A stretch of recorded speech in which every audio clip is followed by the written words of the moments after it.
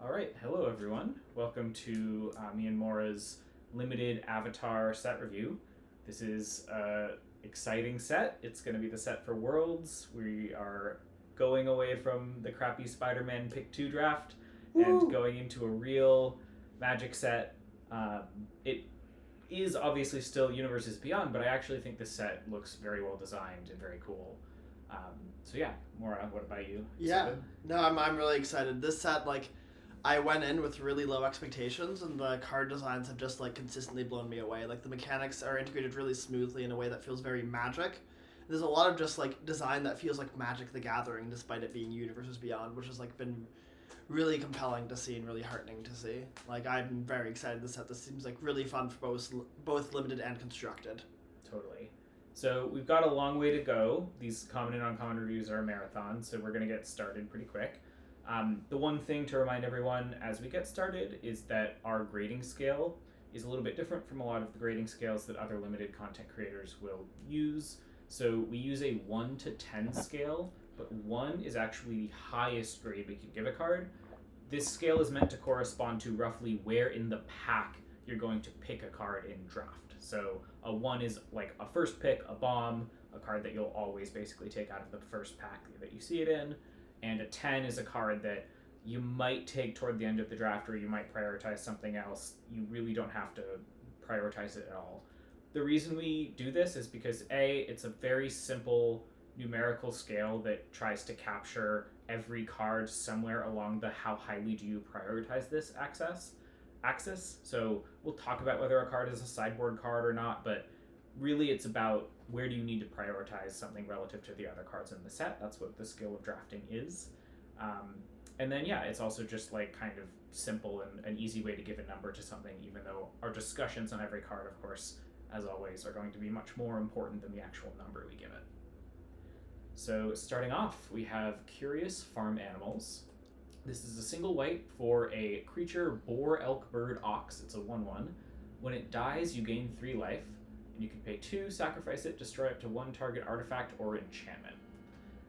This does not read particularly powerful to me for limited. It's got a lot of text, and it will be relevant in most games, but I think you kind of need to be taking advantage of all of the words on this card for it to be good, including the type line. There's a rare that pumps creatures for each creature type they have. That's obviously quite strong with this. If you have one of those, maybe you play this.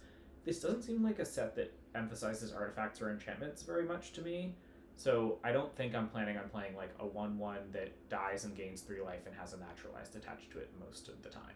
Yeah, the conditions that make me want to play this card are either my opponent has a lot of artifacts or enchantments to destroy that are high impact, or at least a couple that are high impact, maybe some peripheral, so I get a lot of leverage of having 1-for-1 interaction for things that are usually hard to interact with.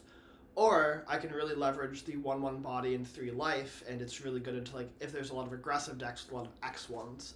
I don't expect either of those things to be common enough to ever want to main deck this card, so I think this card is pretty firmly in sideboard to start for me. I would want to sideboard this card and maybe be happy about it, but like Ryan said, there aren't any artifact or enchantment themes, and Modern Limited doesn't have that many X1 driven aggressive decks, so I expect to be taking this one quite lowly to start. Yeah, I would give this probably a 9. It's slightly better than unplayable, but you just don't need to prioritize it. Yeah, I give it a 9 or 9.5. And might go up as a sideboard pick, but to start, I don't want to take this highly. It seems pretty bad. Alright, next up we have Yip Yip. It's a single white for an instant lesson. This is the first case we're seeing of the lesson mechanic coming back. Notably in this set, there aren't any learn cards. You aren't taking these cards from your sideboard. Lesson is just a subtype that matters. So if a card says lesson, it doesn't by itself mean anything, but there are other cards that reference lesson cards. This one is a single white mana for an instant, and target creature you control gets +2/+2 until end of turn. If that creature is an ally, it also gains flying until end of turn. Another mechanic coming in the set is allies, which is another type that just matters. A lot of the creatures in the set are allies and get bonus, and you have cards that get bonuses based on allies. Most allies tend to give some ability or some bonus to other allies. allies. Yeah, but not all kind of of like them. a snowball-y thing is the idea, but not all of the creatures in this set will do that, which I think in the past when they've had allies, that's been mostly the case. Yeah, in the past, allies have been much more gimmicky. Here, it's more like it's a kindred type. Yeah, there are a lot of allies in the set, basically, Yeah. is one thing that's important for evaluating. For sure, yeah.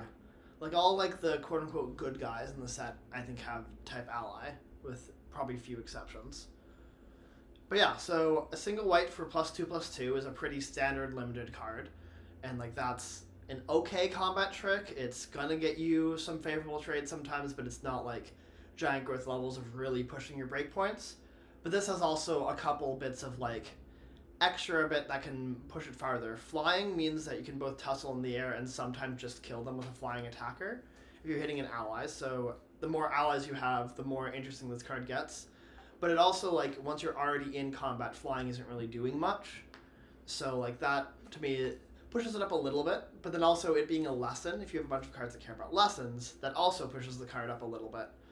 And I think that adds up, not really pushing it substantially more for me, but it is, like, an interesting card that I'm going to consider the more, like, creature-based, combat-based, ally-based, and lesson-based my cards are. There's a lot of different, like, things that could push this up a little bit for me. Yeah. This is your pretty standard, like, one white trick for +2/+2 with small bonus. It just happens to have two small bonuses that are both pretty small, but yeah. Overall I think it's basically an average instance of that. I want to give it like an 8. I think it's a little bit below average in terms of the commons, but it'll probably have like decently high 17 land stats at least in the first week, just because people aren't good at playing around tricks early on. Yeah, I agree with 8, and if it's a format where tricks are like really good, it might go up, but I don't expect that off the bat. Totally. Next, we have Compassionate Healer. 1 and a white for a 2/2 human cleric ally. When this creature becomes tapped, you gain a life and scry 1. So, pretty similar to the pilot we saw in Edge of Eternities, that when it became tapped, you surveilled. This time we get ally type and life gain, but it's not surveil, it's scry. Yeah, they keep pushing these cards. Like, I think we've seen 2 mana 2/2 tap gain life and 2 mana 2/2 tap scry, or like 2/1 tap scry a bunch of times, but now we have gain life and scry. Yeah, and the one thing to talk about with this, we haven't encountered it yet, but the waterbending mechanic lets you tap your creatures to pay for costs. This obviously helps with that, or gives a bonus for that. I don't think this is ultimately going to be like anything special in terms of commons, but it's very bread and butter. I mean that in a complimentary way. I think it'll be playable in a lot of your decks. It's got the right type. It's got interaction with one of the mechanics. I want to give it a 7, average common. I agree, yeah, I think it's right at replacement level. Alright, next up we have Razor Rings. This is 1 and a white for an instant. Razor Rings deals 4 damage to target attacking or blocking creature. You gain life equal to the excess damage dealt this way. So it could be, if you kill an X1, you gain 3 life. If you kill an X4, you don't gain life. This is Gideon's reproach from previous sets that we've seen, but with like a little bit of upside. Like incidental life gain is quite nice. Yeah, incidental life gain is exactly what you want on this category of card, but we're not really getting anything else. It's not a lesson, which I think you're going to want a lot of your instants or sorceries to be in many decks. Mm-hmm. It's a fine removable spell. I think nothing special. I'm going to start out a little bit skeptical on this in this set compared to most. I think I want to give it just a 7. Average common grade, nothing special, not because it's removal. I'm not going to bump it up. Yeah, I think I'm between 6.5 and 7. The important thing with this card is the timing restriction, right? It's not just removal. Your opponent needs to engage with combat with this card, and it's always, if you have mana untapped, it's always going to be like slightly forecasted. Like your opponent will be able to play around it if they're aware at all.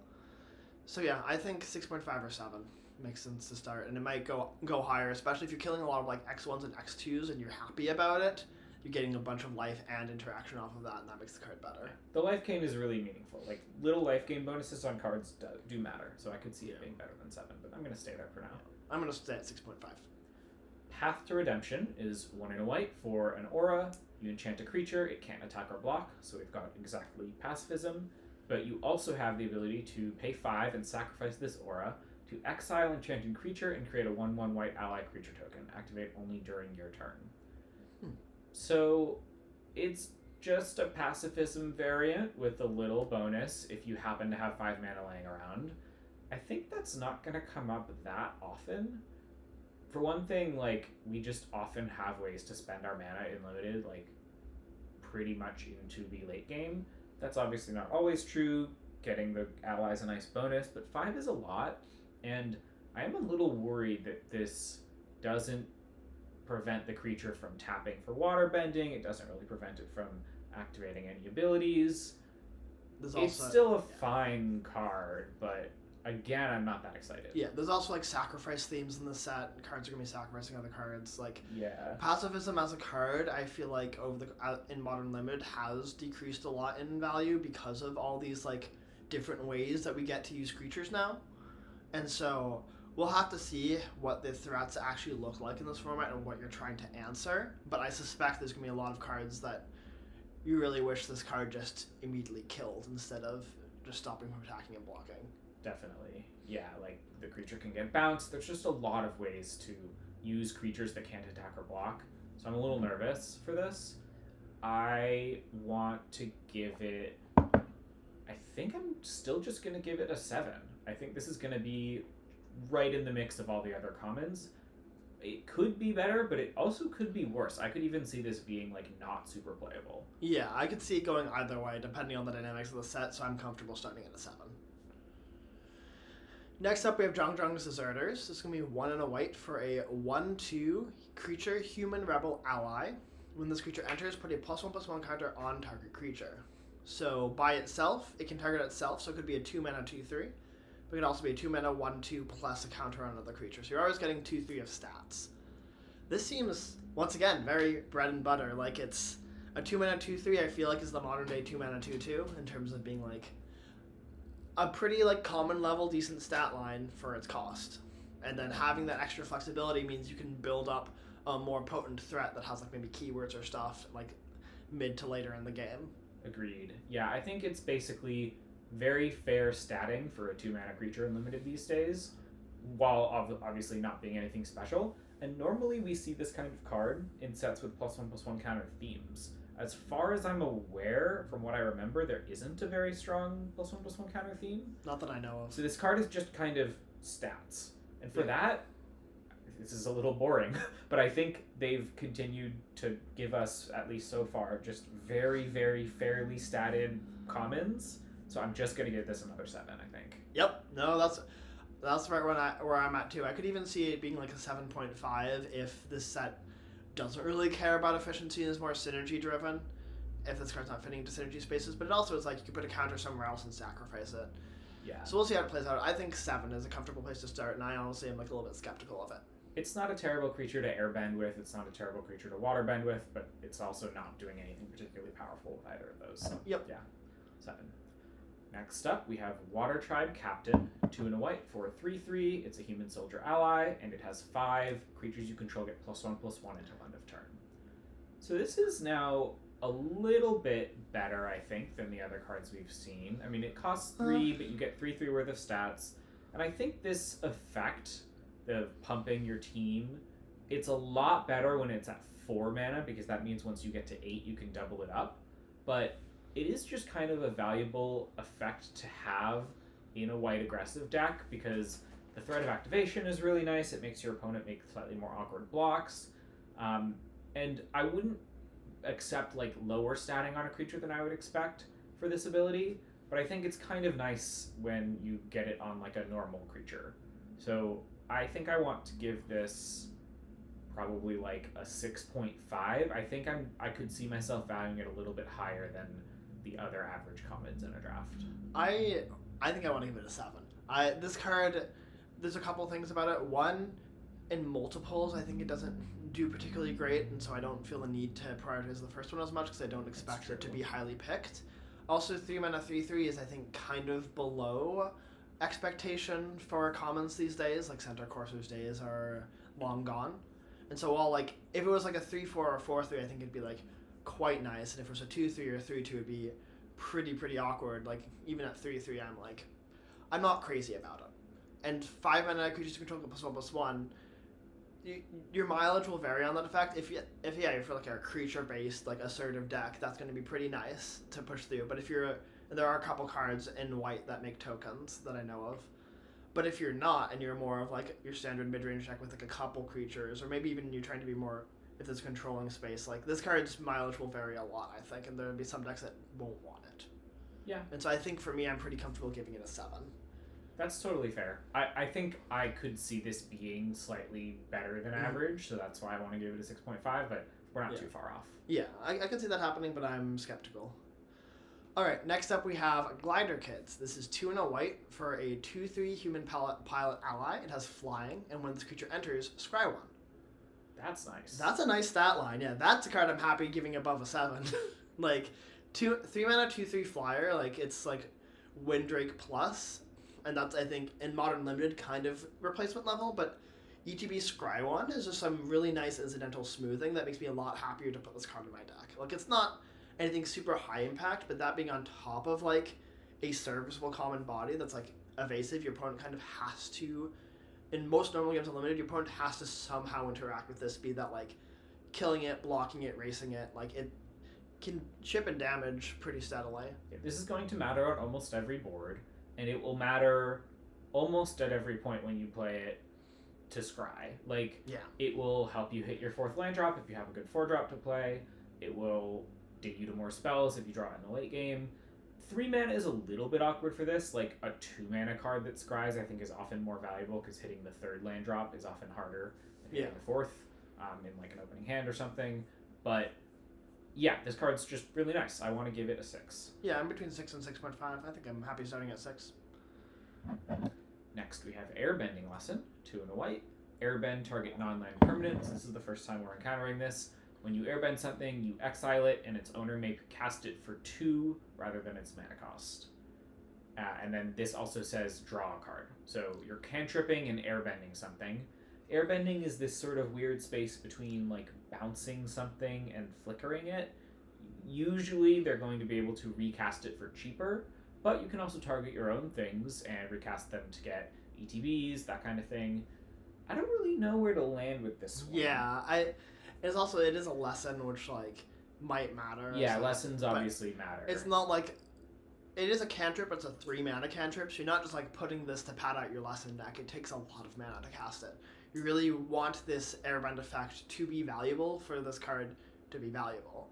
And I think you're not going to want to put this in a deck unless you have ways to want to airbend your own things.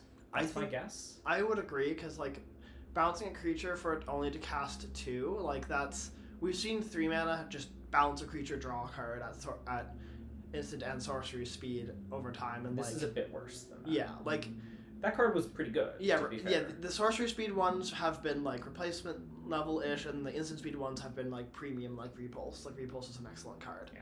So this card is, if you think about it like Repulse, it is like, it has that blowout potential, right? Where your opponent goes for like a combat trick or a favorable combat, or like it can has protect one your big creature blocker. from removal. Like there is a lot of blowout potential here. It's just that in a lot of games, if you can't get that really nice interaction from it, it will be just kind of an inefficient card. But it isn't ever going to be that inefficient. Yeah, no, I'm honestly, the more I also, think about this is another like, oh god, the pacifism might be really bad. Yup. No, this card actually really interests me because their redeployment cost is really low, which makes it worse than a bounce, but that kind of evens out with your own redeployment cost being really low, and you still get that tempo swing in the moment of that creature's not on the board anymore. Right. And so like you're not gaining the mana advantage of a bounce, but you are gaining the tempo swing, and you're also, if you're ever planning on targeting your own things, maybe that mana swing is kind of almost net neutral. So I'm pretty interested in this card, and I'm interested in playing with this card and seeing how it feels, and I think I want to start it at above common replacement. I think I'm like almost there. I do think the main value of these cards a lot of the time is taxing your opponent's mana, where they spend 5 mana on something and you spend 3 mana to basically force them to spend that 5 again. This does not really do that. It can, and that's really the taking away a major upside of this category of card. But it's very flexible. I think it's never terrible to put this in your deck, and often you'll get some kind of nice situations out of it. It gives you a lot of flexibility in gameplay. It's a lesson, which is nice. I think this is going to end up being like quite playable in a lot of decks, so I think I'd like to give it a 6.5. That's exactly where I'm at too. I think like It loses a lot of the power of a card like Repulse because of not taxing mana. That's kind of the quote-unquote broken part about that card, but it definitely gives you a lot of nice flexibility, and I'm really interested in playing with it more and developing more nuanced opinions on it. Next up, we have Avatar Enthusiasts. This is 2 and a white for a 2/2 creature human peasant ally. Whenever another ally you control enters, put a +1/+1 counter on this creature. That's a lot of work we have to do to get a reasonable stat line. Yeah. But there's also a lot of allies in the set. There are. So I could say the question is, if this was 2 and a white for a 2/2, whenever another creature you control enters, it gets a +1/+1 counter, how interested would you be in that card? I would think that card is like average common. I'm not that excited about that card. Yeah, I think I would agree with that, because like the turn you It's play bad at it, blocking the turn you play it. yeah, it's like it's so temper negative. It's really bad late in the game.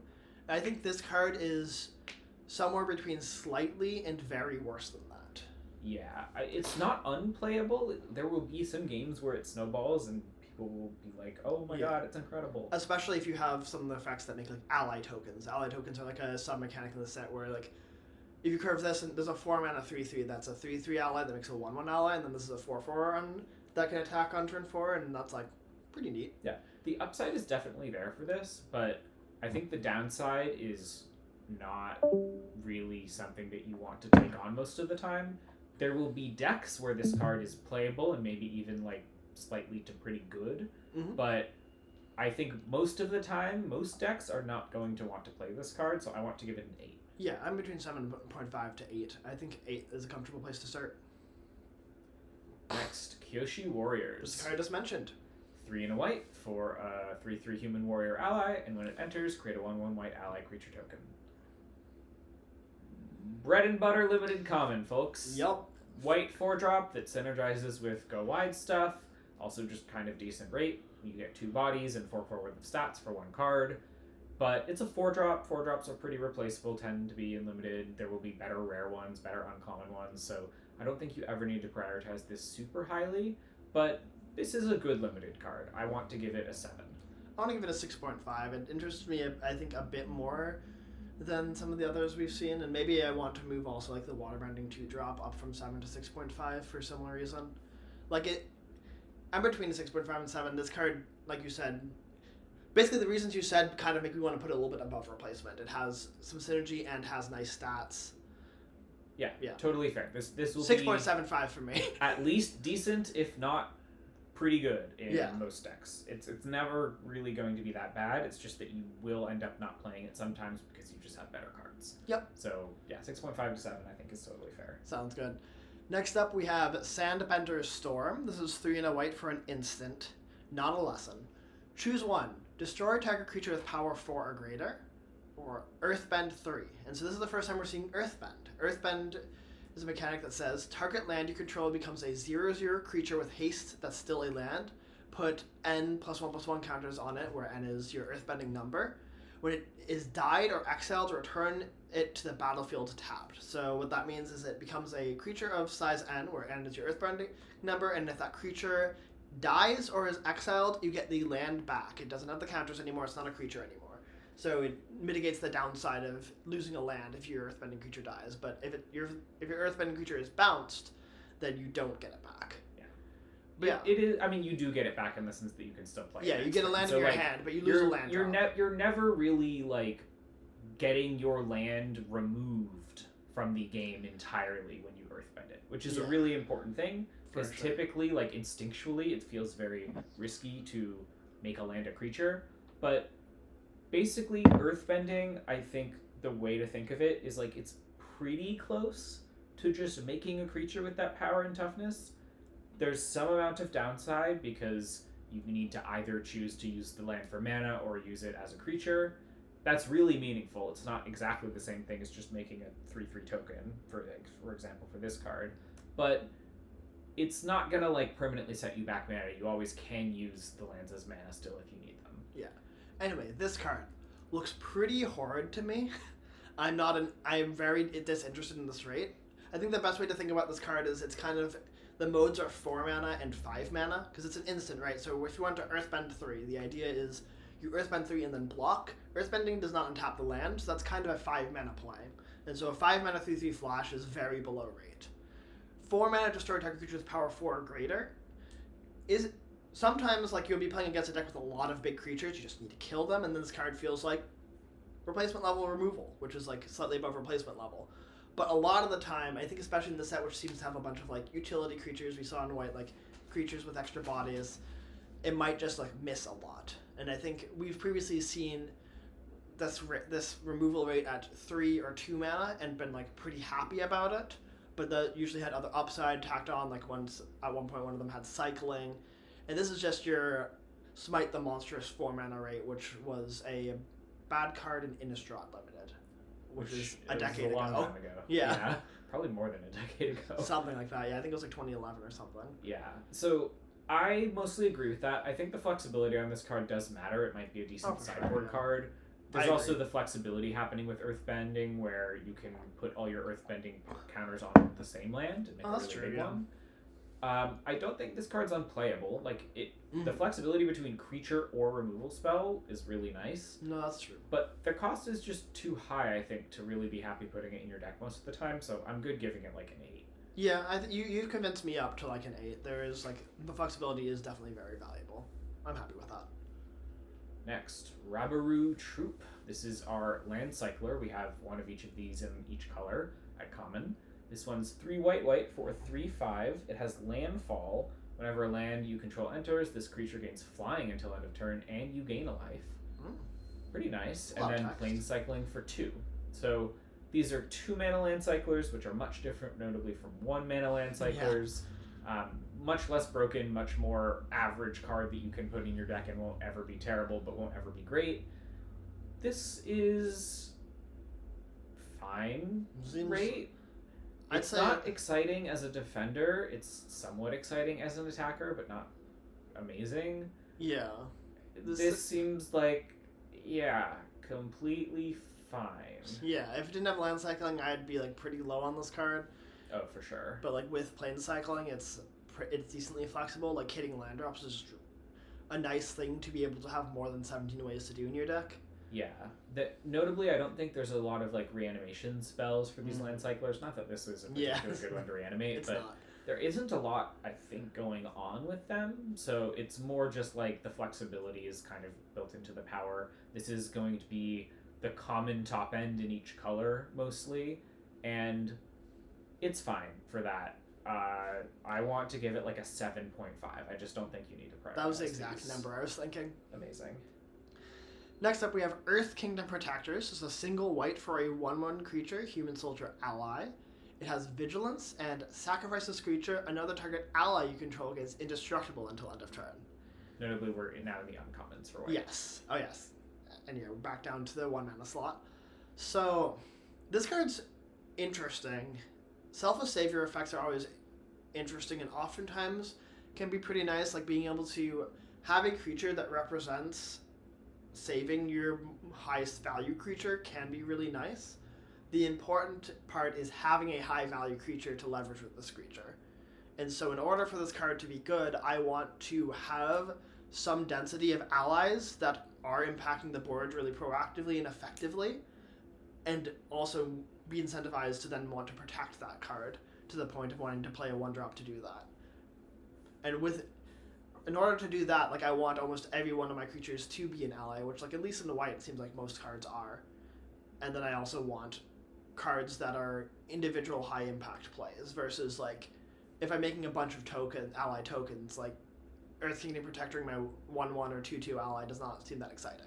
Yeah, I think where this card is going to be most useful is to be a cheap ally in decks that like triggering stuff based on allies. Yeah. It also can protect whatever card you have that's like triggering off of you getting all these allies, which is kind of nice. Mm-hmm. But I don't think this is a card that you're just going to kind of shove into most of your white decks unless they actually do have a specific ally theme. Yes. So it's good in that context, and it's pretty efficient in that context. But outside of that, I don't think it's going to be anything special. I want to give it a kind of like high upside, low downside 7. Yeah, I was going to say I'm 7.5 or 8, because I think what you said there kind of made me think like I don't really feel like I need to prioritize this card unless I'm already in a certain space. and that means it's below replacement until I have incentive to take it higher. Yeah, although like you kind of do tend to prioritize higher upside cards earlier in drafts is kind of where I was coming from there. I guess I feel like it's at or maybe slightly above replacement level if you do have incentive to take it. Yeah, I don't know. I think there's going to be like good uncommons that you really care about protecting that are good in ally decks. So like that's fair. Yeah. I'm not really rating it on like average strength. I'm rating it on this is a card that has stuff that it does in games that commons can't normally do, I guess. Yeah. No, that's fair. I think I'm gonna set it at 7.5. Cool. Split the difference. Next, we have another lesson. Single white, enter the avatar state. It's an instant, and until end of turn, target creature you control becomes an avatar in addition to its other types and gains flying, first strike, lifelink, and hexproof. Notably not indestructible. Not indestructible, so there's not a lot there that's relevant for combat beyond first strike. So this isn't really a combat trick, it's really only a protection spell. Yeah. And only really a protection spell that works in response to like targeted removal. Yeah.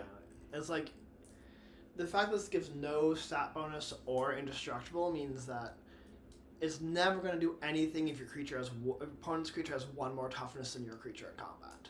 Yep. Which is like a pretty high hurdle for a combat trick to pass. It basically cannot turn, besides with exactly specific first strike situations, it cannot turn a combat that you're losing into a combat that you're winning. Yeah. So this is much better thought of as a protection spell than a combat trick. Agreed. Like, you do not play this as a combat trick. It does not do that. And then the issue with it as a protection spell is all you really care about is hexproof. Right. It's like, outside of combat, this card is white, instant, target creature gains hexproof. Which is not great. So I think you play this in a deck that, like, really cares about lessons or really cares about protecting some bombs, and you don't play it outside of that. You could also sideboard it in if you're, like, 70% of the way to really caring about protecting your threats, and then you play against a deck that's like primary game plan into you is killing your threats. Yeah. Then like having this card can be high leverage because it is very efficient at specifically blanking a removal spell. Yep. So if that becomes a very high impact thing to do in a match, you board it in. But so it's a nice sideboard card, a little bit high leverage in some spots, but I want to give this an 8 to start. I agree. Could even be a 9 actually. I think I want to give like 8.5 or 9. It also like flying first strike lifelink can be a really big life point swing, which could also matter in some matchups. And so like there could be other spots there. And, like, like, there are spots where this will close the game when you can like jump a thing that's already big. Yeah, or like just like get a huge life swing to win a race. Well, the thing is, it doesn't ever give you a huge life swing, really. It only does if you're. I guess I'm thinking specifically in a deck with big creatures. Is what the next thing I was gonna say. If you have like large creatures that can really leverage the keyword lifelink and flying, then this also becomes a little bit more interesting. I think I'm still probably only boarding it in unless I also just like feel like I really want to protect those cards. But yeah, 8.5 to 9. Yeah, works for me. I think 9. Momo, Playful Pet, single white for a 1/1 legendary creature, Lemur Bat ally, has flying and vigilance. So 1/1 flying vigilance by itself is not a great body, but it also has when Momo leaves the battlefield, choose one, create a food token, put a +1/+1 counter on target creature you control, or scry 2. It's a quite flexible card with a lot of words. A lot of words, but also like you pay 1 mana and you get a lot of words. Yeah. Notably, it says leave the battlefield, not die, which means if you airbend it or like bounce it somehow else, you still get the leaves trigger. And so like one way this card could become an engine is if you're doing a lot of airbending or similar, then this card becomes like somewhat interesting because like scry 2 is a good amount of scrying for filtering, or you could be generating board presence. Food token, unless you like care about rectangles a lot, maybe the sacrifice cards that can sacrifice artifacts. Otherwise, I'm not that interested in that because that's a pretty inefficient way to gain life. Yeah, I guess what I would say is I don't think the way to evaluate this card is really are each of the modes useful? Are each of the modes good rate? It's just that like you'll get something that you kind of value whenever it leaves, and you already almost value it as like the body, not quite, but it'll chip in a couple damage and then it will chump block, so it's kind of like 1 mana drain for 2 or 3 or 4 maybe in some games where you play it on turn 1.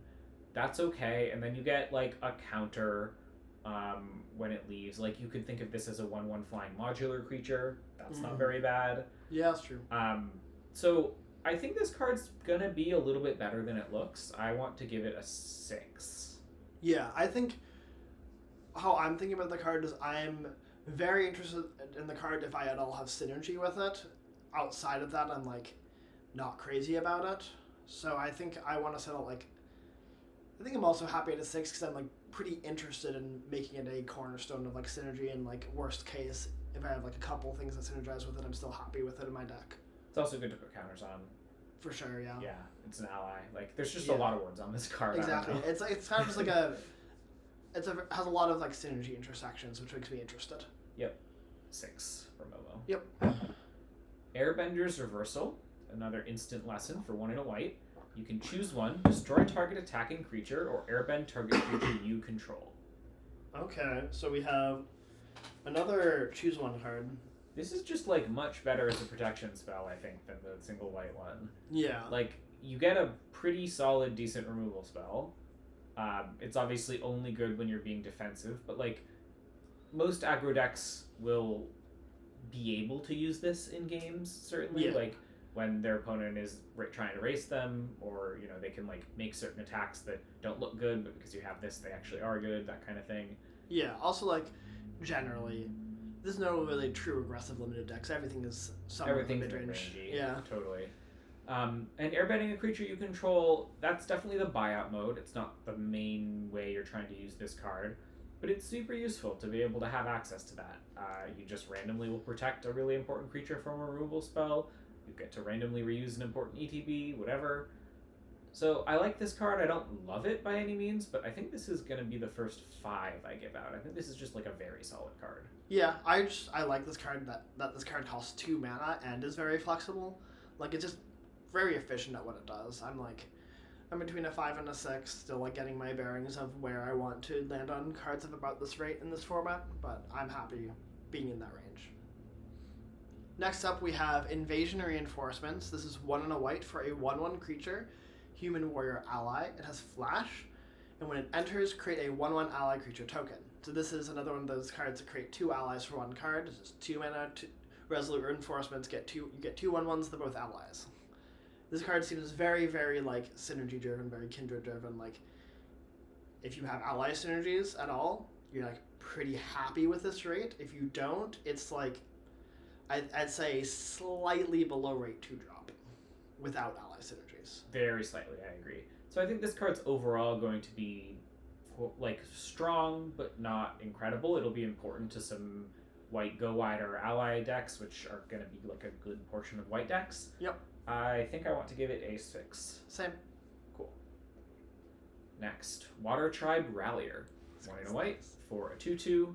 It has Waterbend 5, and I believe this is the first time we've actually encountered waterbending. So it's a cost that is a mana cost, and it basically is the same thing as Improvoke. So Improvise lets you tap your artifacts to pay for costs. Convoke lets you tap your creatures to pay for costs. This lets you do either. So you can tap your artifacts or your creatures to help pay for this. And the Waterbend 5 ability says, look at the top 4 cards of your library. You may reveal a creature card with power 3 or less from among them and put it into your hand.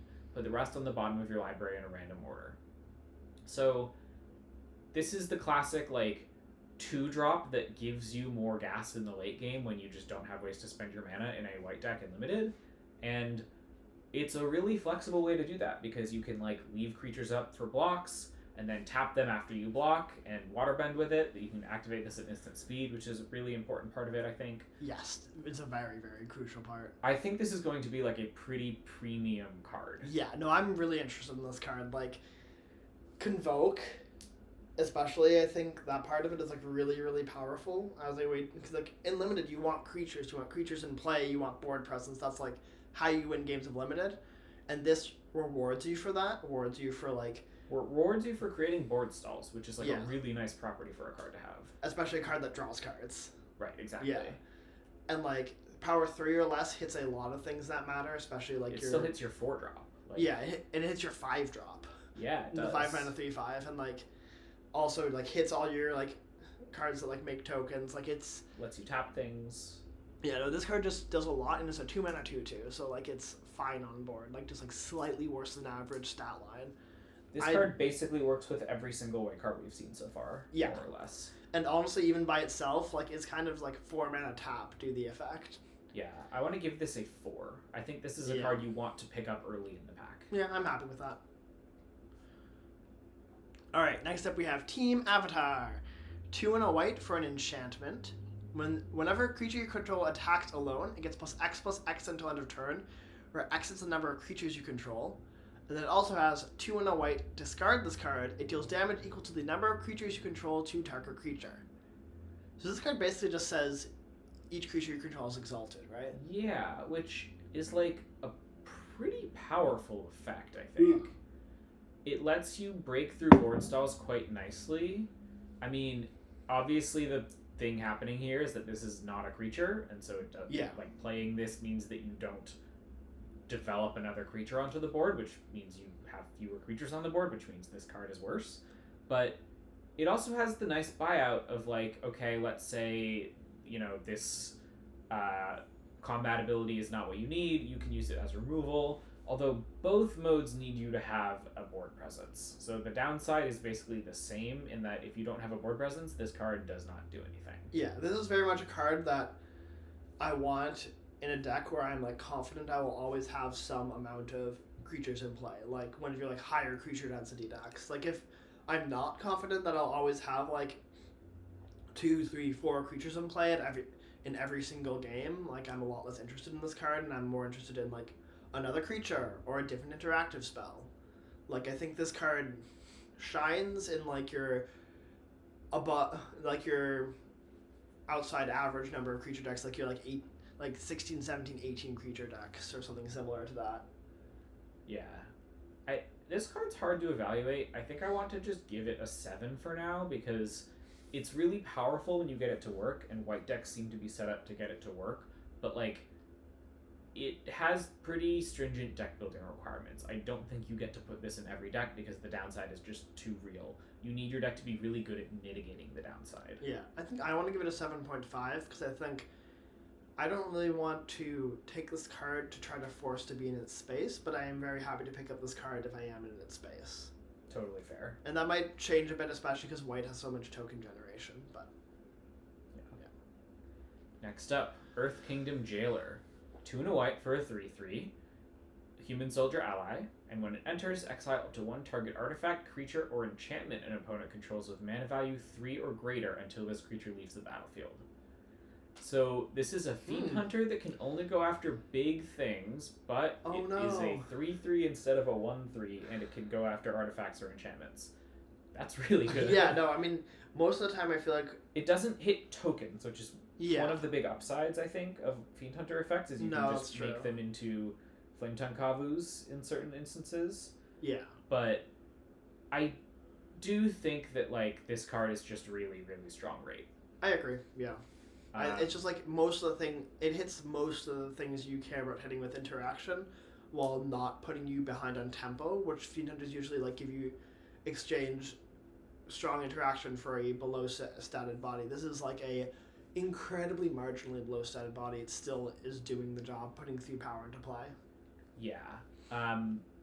Just noting that like unless we're talking about enters the battlefield abilities, this is positive tempo even if they kill your creature and get their creature back, because you just got a turn cycle basically where it like wasn't on the battlefield. Yeah, it forces them. It's another body that forces them to point removal at it. Yeah. I like this card a lot. I think I want to give it a 4.5. I agree. All right, next up we have a Glider Staff. 2 and a white for an artifact equipment. When this equipment enters, airbend up to 1 target creature. Equipped creature gets +1/+1 and has flying. Equip 2. I'm always unsure where to end up on like these equipment that like are like slightly inefficient, but give a creature like a stat bonus in flying, because flying is a powerful keyword for like breaking board stalls or like ending the game. Yeah, like, and this does like equipments that give flying are like much more valuable than equipments that don't. And the stat boost is nice too. The equip cost is pretty low, and you get a little bit of the tempo that you're losing from playing an equipment back. Exactly, yeah. So that all adds up to, I think, a card that is like more playable than most sort of equipment that we normally see in limited, is my guess. Like, having one of these is just going to be really annoying for your opponent. Mm-hmm. If I play like a 2-drop into a 3-drop into a 4-drop, and my opponent plays like a 3-drop into a 4-drop, and then my turn 5, I play this, airbend their 4-drop, and equip to my thing, they're just like, oh my god, I cannot win. And I think that's like a pretty nice thing. You need this probably more in an aggressive deck than in a controlling deck, but even in a mid-range deck, this is great in board stalls. Like, you're happy to kind of have an equipment that gives +1/+1 and flying if the board is stalling out. So I like this card. I think it's actually like a little bit better than your average card in limited. I want to give it a 6. I also want to give it a 6. We're agreeing on a lot of these trades. I feel like we don't normally agree on many. No, yeah. We're locked in. We'll save it for later. I'm sure there will be cards that take up a lot of time. Yeah. Fancy Footwork is next. 2 and a white for an instant lesson. Untap 1 or 2 target creatures. They each get +2/+2 until end of turn. So blowout potential very high with this one, but also is high setup cost, I would say. Like, 3 mana is a very expensive combat trick. You do need to have 2 creatures on board, obviously, although you can cast it if you only have 1. You're just not getting the full value. Yeah, and also you need 2 creatures that will then engage in combat profitably. Yeah, although, like, the card obviously helps them do that. Oh, for sure. No, I'm saying more is like you need to... There needs to be a situation where this card is then engaging with 2 creatures profitably. Like, it needs... There are definitely spots where, like, your opponent attacks with 1 creature, and you're like, okay, I can untap and block it, but it's like, you're not really getting full value, and it's pretty inefficient at that. You need either to be, like, attacking with 2 creatures and having your opponent blocking with 2 creatures, or your opponent is attacking you with 2 creatures, and you untap and block them, or already be blocking with them. Like, what I'm saying is, like, similar... Basically what you're saying is, like, more describing why the setup cost is high. Yeah, the setup cost is high because you need to have 2 combats happening, or, like, about to happen, that this helps you in, which is, like, a deceptively uncommon thing to be happening. Yeah. There's not a lot of turns of limited Magic where there are, like, 2 almost even combats, like, between creatures happening. It does happen. Like, there is real upside here. And the downside is not too low. You can just 1-for-1 with this as a combat trick. It's just kind of inefficient. But I think this card is just, like, fine minus. There's blowout potential, but there's a pretty big downside, and it's most of the time not going to be very efficient. I want to give this an 8. Yeah, I'm interested in, like, taking this a bit higher than that, like, because I want to try it and see how it feels, because this definitely feels a little bit more push than we've previously seen this effect. It also, like, can pretty effectively, like, push damage and just generally, like, swing a race. Like, if you pump your thing to win a combat plus also dealing 2 more damage, maybe 2 more lifelink damage or something like that, it can be pretty nice. Yeah, I mean, fundamentally, though, this is a 3-mana combat trick. Yeah, no, and that is definitely a high hurdle to pass. So I think I'm around, like, 7.5 or 8. I think I'm a little bit higher on it than you are, but I'm expecting to get a lot lower on it. I want to try it. Alright, next up we have Vengeful Villagers. This is 3 and a white for a 3/3 creature human citizen. When this creature attacks, choose target creature an opponent controls. Tap it. Then you may sacrifice an artifact or creature. If you do, put a stun counter on the chosen creature. So this is our typical, like, Territorial Hammer Skull variant, where it attacks and taps something to, like, make their blocks worse. Yeah. But then you have this alternate, like, you can sack something to keep it tapped, which can be quite devastating if you have things laying around to sacrifice, and you're just, like, think about it, right? If you're attacking and you tapped something and stunned it the previous turn, and then you just tap something else, you're really making it hard for them to have profitable blocks at all. For sure, yeah. But 4 mana is a lot more for this effect. Yeah, 4 mana 3/3. Hill Giants are not it anymore. Yeah. Not at all. It's very bad defensively. Yeah. And we do know that there's, like, a black-white sacrifice theme, but I don't think I've seen, like, a ton of sacrifice fodder in the set as I've scanned it. Yeah, and so far in white, like, the sacrifice fodder we've seen, especially at common, is 1/1 tokens, which is sacrificing board presence, which matters. Like, sure, yeah, you can sacrifice your 1/1 allies, and that's fine. But sacrificing your 1/1 allies for an effect like this, which is trying to be assertive and leveraging board presence, is kind of like counterintuitive, right? Like Totally. you're taking away the board advantage that you're trying to leverage by tapping something and stunning it. This card definitely is interesting and it will win some games, but I think I'm just not very excited by its rate. I agree. And I kind of want to start out like an 8. It's also notably not an ally, which I think is going to matter for white decks. And like most of the creatures are allies. So I want to give this... I mean, the attack and tap effect is powerful, but I think an 8 is fair. Like, I just don't think you're going to be playing this in most decks. I think 8 might even be generous. I may end up a lot lower on it. I don't think I'm that low on it, but I can see where you're coming from for sure. Yeah. Destined Confrontation. This looks like a rare, honestly. And but it's not. One too. It is 2 white for a sorcery. Each player chooses any number of creatures they control with total power 4 or less, then sacrifices all other creatures they control. So this is a weird effect that we don't normally see in Limited. It's a little bit like Divine Reclamation or whatever that card was called from Innistrad, which was like each player chooses a creature they control and sacrifices the rest. Yeah. This is like kind of that. But if they have like 2 2/2s and a 3/3, all this does is make them sacrifice the 3/3. Yeah, or if one of the 2/2 is high leverage, they can choose to then sacrifice the 3. Only keep like... Actually, they keep the 2/2s anyway. That's the thing. Or they can choose to keep the 3/3 and sacrifice the 2/2s if they want. Right, exactly. Like they have more optionality. Yeah, they have a lot of optionality. I think this card is just straight up bad. I think so too. I could see situations in like very specific matchups where I want to sideboard this in, but I'm not... It's not broad enough that I ever want to take this as a sideboard card. I think I want to give this like a 10 to start. I want to give it a 10 too. That's my instinct. This is going to be like very much not worth 4 mana almost every time you cast it. Maybe you sideboard it in against a green deck with like a lot of 4+ power creatures. Like if you expect every game to go very, very big and there to be just huge stalled out boards, but the thing is that it's affecting you too. Yeah, and I'm saying that plus this benefit, like not being as harmful to you, like if you think the dynamic is always you have a slightly smaller board that's holding off their bigger board, maybe. Again, this is very, very specific. This card sucks. I think we should move on. If you think the dynamic is that there will be a consistent situation generated that is notably very uncommon, yes. that sentence just doesn't make sense. This card is bad. Yeah. Oh, I agree. Yeah. Moving on, we have Aang, the Last Airbender. This is 3 and a white for a 3/2 legendary creature, human avatar ally, flying. When Aang enters, airbend up to one other target non-land permanent.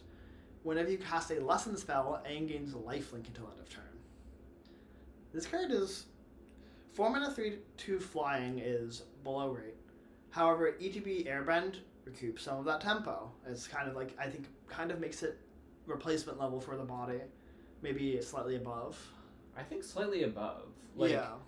This kind of is 4 mana 3/2 flying that gets you like 2 mana when it enters, which is good. Yeah, and then also the lessons we've seen, a lot of them have seemed just like you're gonna be playing. You're gonna have like 3 or 4 lessons incidentally in your deck most of the time. And lifelink on a flyer is a very powerful ability. Yeah, mostly what it is like whenever you cast a lesson spell, you gain 3 life. Like it doesn't really like give it flying in the meaningful sense, but it's even a little bit worse than that, of course. But this card is quite good. I think I like it a lot. I think I want to give it a 5. I think so. Yeah, I'm very curious to like play with airbending and see exactly how that stacks up. I could see this being a little bit lower, like maybe like a 5.56 ish. But I think I'm happy starting with a 5. I'm interested in the potency of airbending and how close this is to a mana war. Yeah. Next, Southern Air Temple, 3 and a white for legendary enchantment Shrine. So there's going to be a cycle of these shrines, and they work well together is kind of the gimmick. So when Southern Air Temple enters, you put X +1/+1 counters on each creature you control, or X is the number of shrines you control. And whenever another shrine you control enters, put a +1/+1 counter on each creature you control. So on its own, this card is not very efficient. It is 4 mana to put counters on everything, which is not a good Magic card in Limited, not a good rate. I don't even think you would play it in a go-wide deck. Like, it's just it's not good. You need to be playing this with other shrines, I think. I mean, I think the thing that would make me interested in this card if there was another shrine that generated creatures, which I don't think exists. There is. There is? The red shrine makes 1/1s. Okay, and so in that case, I'm interested in specifically those two cards together. But I think the red shrine also is 4 mana. Oh. Yeah. Ooh. Yeah. So like this card with the other 3 shrines don't generate creatures. And so this card, if you're trying to leverage this card, you want to have a density of shrines to like make this work. 1, shrines are uncommon. This is hard to achieve. 2, shrines are not creatures, so what are these counters doing? Right. That's also the big tension with this card. There are, I think, like some creatures that tutor for shrines, at least one of them in common or uncommon. But yeah, this card, and if you play like your second Air Temple, you are getting 2 counters on all your creatures, right? Well... Because it's whenever another shrine you control enters, and whenever that shrine enters. Yes. So you are not getting 3 counters. Yes, you're not getting 3, you're getting 2. I believe. Yeah. I could be wrong about how that works, but I believe it doesn't check on it doesn't like use last known information. It will just on resolution give a certain number, and you can never have 2 of them in play at the same time because they're legendary. The legend rule happens before the trigger is put on the stack. Okay, cool, good to know. At least that's, I'm pretty sure. I don't think you're gonna really be playing this card. It might be a fun story when you build the shrine deck, but like I've read all the shrines, and from what I remember, especially because you can't double up on them, like it just sounds really hard to put enough in a deck that it's profitable for you. I agree. Yeah, I want to give this a 10. It'll be a fun draft story at some point. But... Some of the other shrines I'm like vaguely interested in. This one though I'm not. Yep.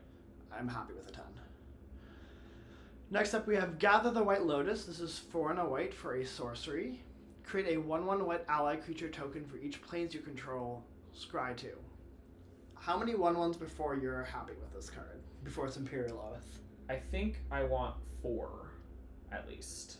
Which basically means I need to be in a mono white deck that might have like a small splash. Yeah. This is like a pretty simple to evaluate card.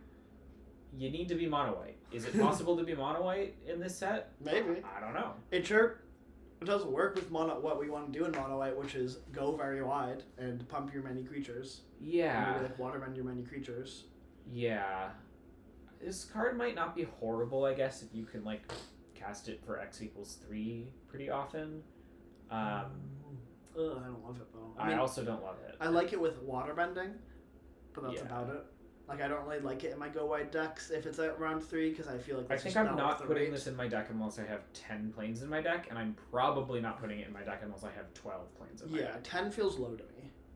I agree, but I'm saying like I am absolutely never, not even close, no question, not putting it in my deck if I don't have 10. Yes. If I have 10, I will start to consider it. That's that makes basically sense. what I'm saying. Yeah, I got you. So I want to give this like a 9. Yeah, works for me. But it has high upside, and if there is a mono white deck, I'll like move up on it. Yeah, I feel like also like you'll kind of know when you want it, and no one else will want it. Right. So I'm even happy going like 9.5 because like it's a specific deck that wants it, and it's well less than 1 on average drafters per table. Yeah, I think because of the upside, and like if this is a thing, which they're putting it in the set, it might be a thing. I don't know. Yeah, I guess like I think 9 is fair, but yeah, I think I agree. Yeah. Next, Master Pyandao, 4 and a white for a 4/4 with first strike. Pretty good rate body. And whenever it attacks, look at the top 4 cards of your library. You may reveal an ally, equipment, or lesson card from among them and put them into your hand, or put it into your hand. You're only choosing 1, and put the rest on the bottom of your library in a random order. So basically 5 mana, 4/4 first strike, and when it attacks, you have like a pretty good chance of drawing a card. Yeah. Not like 100%, probably like 70% or something. It's somewhere in the 60 to 80 range, depending on your deck composition. Yeah. That's pretty good, but it's not incredible. Like, it's a 5-drop is expensive, and 4/4 for strike won't be able to tussle well with everything. It'll be able to tussle well with most things. This card does die to removal without gaining any value. It's, like, pretty awkward in some ways if your opponent can, like, bounce it. But it's obviously better with like airbending being the main bounce. I like it, I don't love it. I want to give this like a 6.5. I want to give it like I think a 7 or 7.5. Just like It's a 5-drop that needs to then untap and attack profitably, which is like doable, but not phenomenal. And its upside is like drawing a card, but a certain subset of card. Like, yeah, I mean, it does kind of like give you selection. Which yeah, is nice. oh, definitely, and it's nice specifically with the glider. That's true. Yeah. It also, like, I would not necessarily say it needs to untap. Like, this is a fine blocker for 5 mana. No, that's true. That's true. So, yeah, whatever. We're basically the same. Yeah, one. I think it's around 6.5 or 7. I'm comfortable with to start. All right, next up we have Appa, Loyal Sky Bison. This is 4 white for a legendary creature Bison ally. It's a 4/4 flyer. When Appa enters or attacks, choose 1.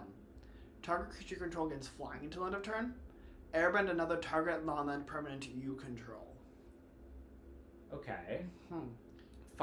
6 mana 4/4 flyer is like a pretty typical, slightly below average limited rate card. It's a pretty below average, but yeah. Yeah. And enters or attacks, you can jump something or you can airbend one of your things. So it's I'm not that excited. Yeah.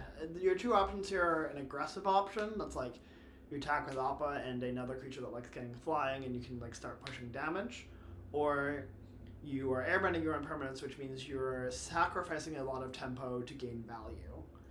The issue is I think both are varying amounts of high setup, and this is already a 6-drop. I'm just like not very interested in this card at 6 mana, because both of those options are like not really offsetting the tempo loss of this being a 6 mana 4/4.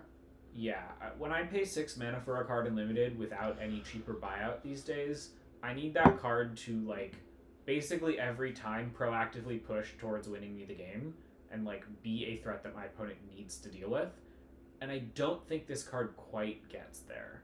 It's just not a great blocker. It's like fine, but if I finally got to my 6-drop and get to play it, I should be like really excited, and I'm not really excited for this. I'm like, oh phew, I guess I got like just enough value out of my 6 mana, which is just like not exciting. So I want to give this an 8.5.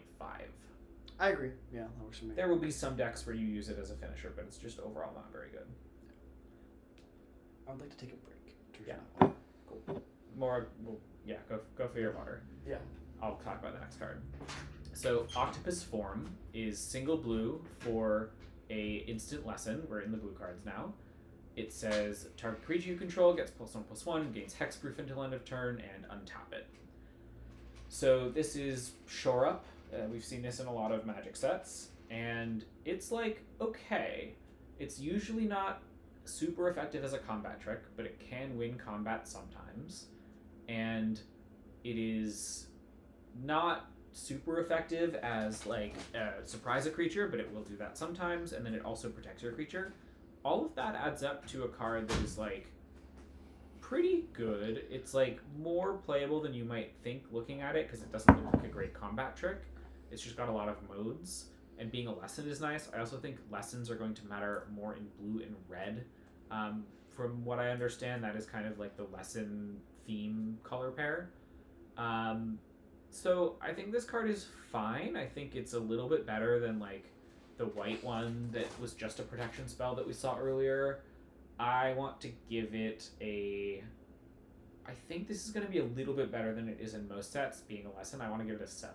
Works for me, yeah. I'm back now high. Yeah, Shore Up historically has been a card that some decks like more than others, and it being a lesson, I think will probably play nicely into Blue's play patterns. So yeah, I think I'm comfortable starting at a 7, and I think it's a pretty wide confidence interval. We'll have to see exactly how it plays.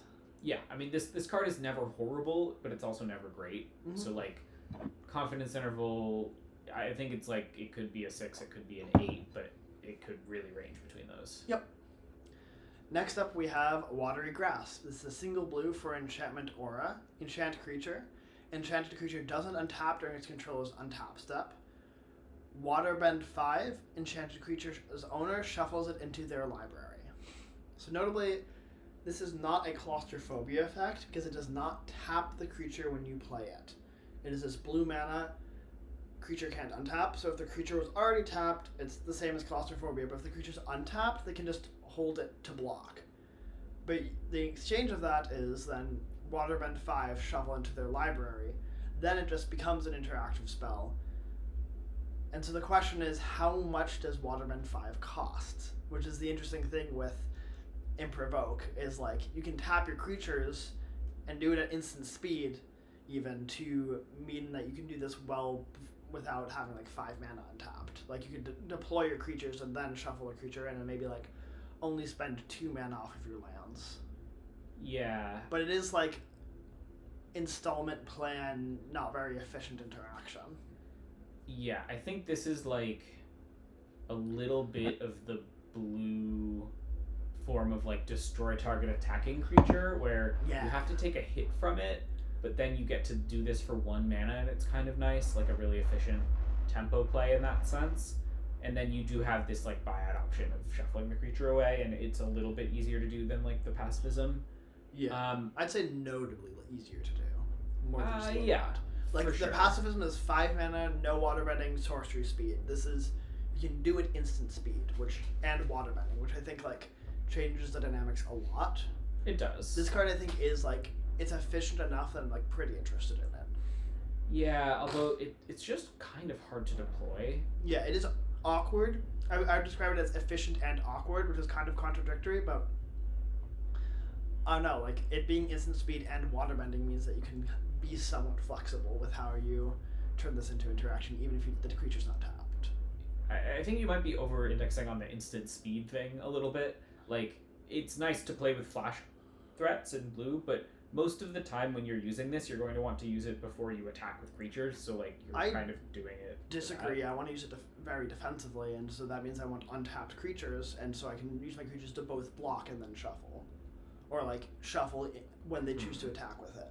Well, I don't think this is an aggressive card at all. It's definitely not an aggressive card, because it's literally saying this creature that already attacked you can't attack you anymore. Yeah. But like, I don't exactly get what you're saying. There's very few cases where you're going to be waterbending a thing that is in combat with this after you've blocked with your other creatures on other things, because like you're not going to proactively put this on something and then like they'll attack with it on a turn where you can waterbend it away. Like that just doesn't. I'm saying more. I mean, whether or not they attack is very situational. I'm saying more like if I'm playing this card defensively, like I'm deploying blockers and I'm casting this on the creature that would be a profitable attacker, it might be correct for them to attack with it or not. Expect it, but regardless, I'm planning on waterbending it either because. I don't think you're going to want to spend 5 mana getting rid of a creature that you already like put a card on. Like, yeah, you will do that opportunistically when you can, but 5 mana is a lot. Normally you'll have other things you want to do with your turn. It's not really 5 mana though. Sure, it's like 3 or 4 mana.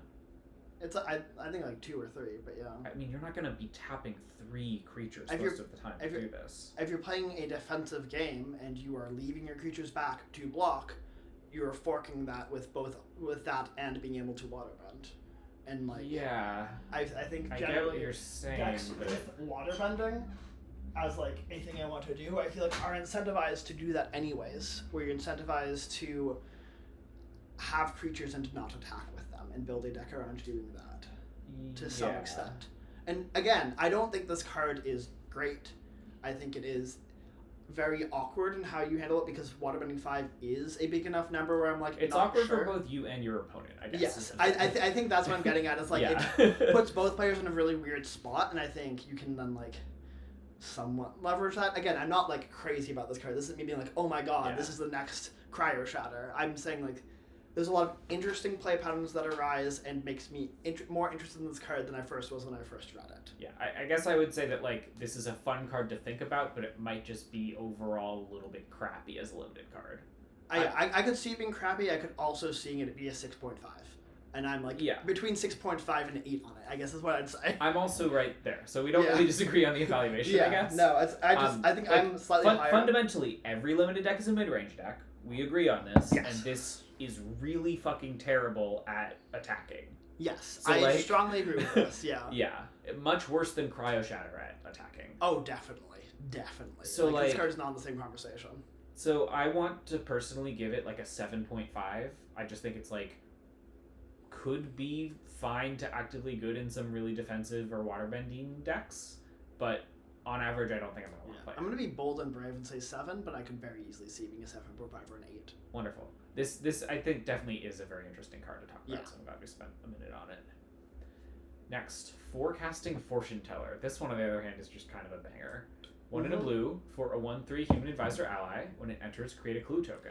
Thrabin Inspector. Thrabin But with Inspector a real body. 2 mana with a real body. It is in the waterbending colors, which is 2 rectangles for waterbending. 2 rectangles and replacing itself. And one of the rectangles is like a good blocker. You tend to want to leave it back on blocks. So like, this card is, I think, everything blue wants to do in limited and in this set in particular. I want to give this 5.5? 6? I was thinking about whether to give it a 4. I mean, like, Thrabin Inspector is a little bit broken in limited. No, you're right. Like, I was undershooting. I'm happy. I think 4.5 is where I want to land. So, I guess, are the 4.5 is the Rebuke, the 2 mana either airbend or kill an attacking creature? I think I want this card more than that. Yeah, card. no, I think I agree. I want a 4. Yeah. If that's a 4.5, I want a 4. This is just going to be a common that is like every blue deck wants as many of it as possible, and they take them quite early. Yeah. Cool. 4 for Forecasting Fortune Teller.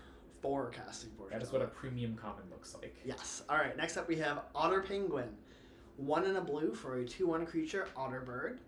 When you draw your second card each turn, this creature gets +1/+2 until the end of turn and can't be blocked this turn. It's weird that it gets toughness while not being able to be blocked. Wait, that's what I mean. It's like if there are instant speed ways to draw 2 cards, I guess you could do that on blocks, but that seems like high setup. Yeah. I don't love this card. I generally don't love these kind of cards that are like this card is great specifically if you're like, I'm aggressive and also drawing 2 cards a turn, which like, yeah, maybe you're doing that playing Vivicauldron in Standard, but I'm not sure about in Limited. Like, usually card draw is sacrificing tempo, so it's hard to really leverage this card because, like, you're hitting for 3 off your 2-drop. That's not, like, crazy play out for, like, sacrificing tempo to go up cards. But it still can be, like, a way to end the game. But a 2-mana 2/1 is just, like, so not compelling when you're not drawing your second card that, like, this card's not really doing anything to fuel drawing extra cards. I'm not really interested here. Do you need a 2-drop? This is that card. Yeah. Like, this is just that card. There's always a pretty crappy blue card that fills in as a 2-drop if you really need it. This one's slightly better in blue aggressive decks. There are cards in the format that make clues, so this will trigger like a little bit more often maybe than in most formats, but a little bit less than in formats with a draw 2 theme.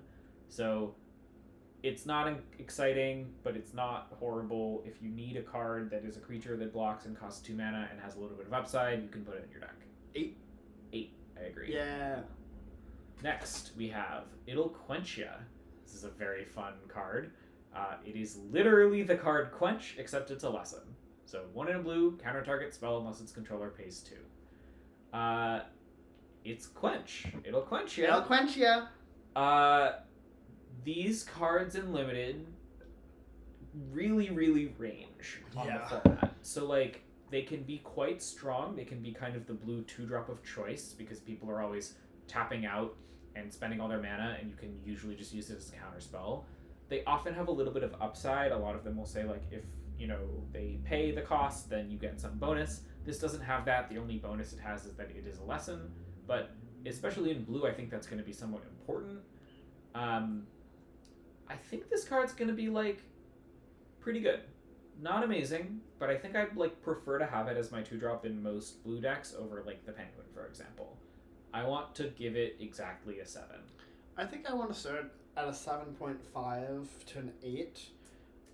From what I've seen so far in this set, like, a Quench effect gets better or worse based on how players are spending their mana.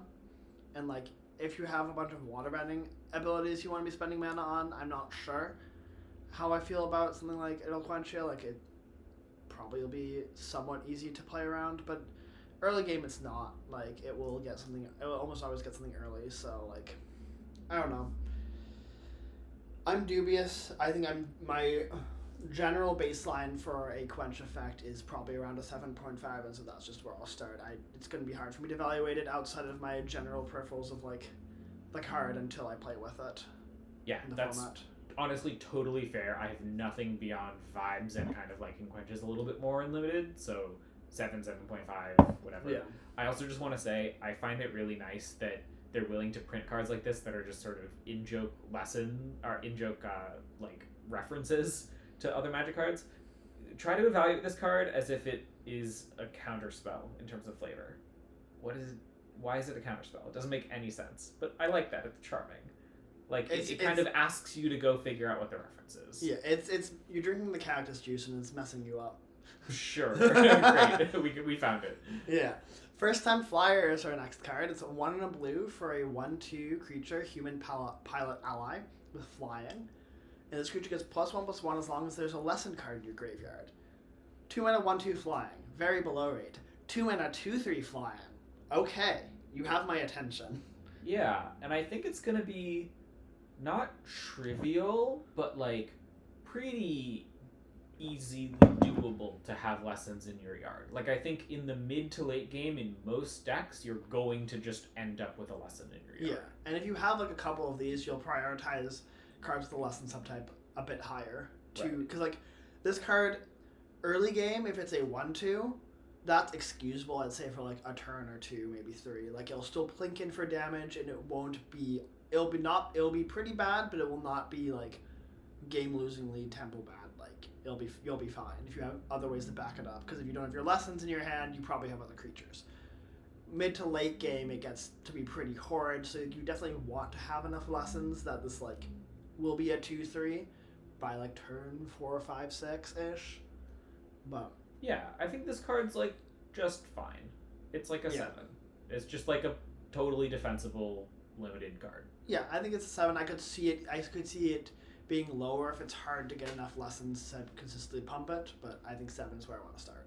Agreed. Rowdy Snowballers is 2 and a blue for a 2/2 human peasant ally.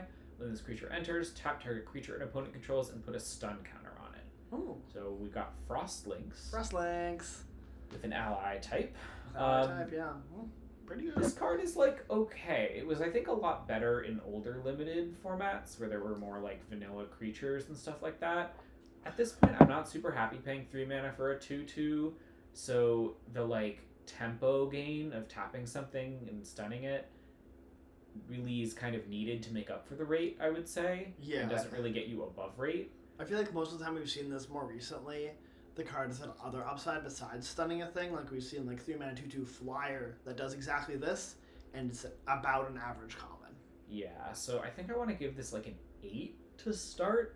It's totally defensible. It's totally fine. It's kind of nice at like keeping you alive with defensive speed and putting bodies on the board that you don't really care about like double blocking with and stuff. But I just don't think this is doing anything special. I think it's like probably a little bit worse than an average common, and you're not going to need to prioritize it. I'm comfy with 8, yeah. Next up we have Iguana Parrot. This is 2 and a blue for a 2/2 creature, lizard bird pirate, flying, vigilance, prowess. It's a lot of abilities. It's a lot of abilities. Like this card, I kind of like it because like it rewards you for like playing combat tricks, engaging with things in combat, because like it naturally pumps itself, so it's like hard to block. We've seen already a couple 2/3 flyers, and it's really hard to put one of those in front of Lizard Parrot or attack one of those into Iguana Parrot. And Iguana Parrot both presents that problem on attacks and blocks because of vigilance. So it kind of is a card that like makes the other flyers like around common in the format kind of pause for a second. That being said, it's like without spells, 3 mana 2/2 flyer, which is like even with vigilance, it's not a great blocker without prowess. Besides like the posturing you can do with it. Yeah, the way I see this card is it's going to probably be like quite surprisingly good in maybe 25% of games, and it's going to be just a little bit bad in like 75% of games. Yeah, that sounds like a good way of describing it. Which I think probably puts it at something like a 7.5 for me. It's just like slightly below average, but it's going to do some nice work in certain decks. Yeah, I would agree with that. Like at 3 mana, it feels this kind of inefficient at what it's trying to present, but it's never going to be like. There'll be decks that'll be like pretty happy with that. Never really that embarrassing, and sometimes like quite nice. Yeah. Next, waterbending lesson. Do you guys think this one's a lesson? No, it is. Yeah, it is. 3 and a blue, and it says it's a sorcery, notably.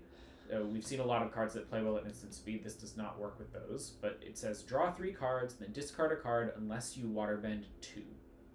So I love that this card doesn't ask you to waterbend until you see the cards you draw, so you can like you get to draw 3 and then you decide, do I want to waterbend 2 or just discard? Or like you draw 3 lands, you're like, oh, I'll discard a land. Yeah, it's also just like not a terrible rate for a card draw spell. Sift is just a card that we like already have seen, and it's like fine and limited. I mean, the thing with card draw spells like this that are just doing card draw is that they do set you very far behind on board, so you need to earn it through defensive speed and like making sure the board is kind of stable before you cast something like this. Also, a lot of the good card draw spells we've seen recently, I think Sift is an example of this, are instants and let you like represent different, like let you fork your opponent. Like I could have interaction, or so you don't really want to attack me, and then if you don't attack me, I gain some of the tempo back of my card draw spell. Well, this you have to commit your mana on your turn, and so your opponent has less uncertainty about what you can actually represent. Yeah, I would say that like there are real costs for putting this in your deck, but it rewards you for paying those costs, basically. Yeah, I think I'm very rarely also going to waterbend for this card unless like it's like very easy to. Yeah, right, exactly. Like, which just means that like because it is an option, it is something that like the baseline of this card should just be evaluated as a 4 mana draw 3 discard 1, and then it has the slight upside of sometimes you don't have to discard 1 because you just happen to be able to waterbend. Yep.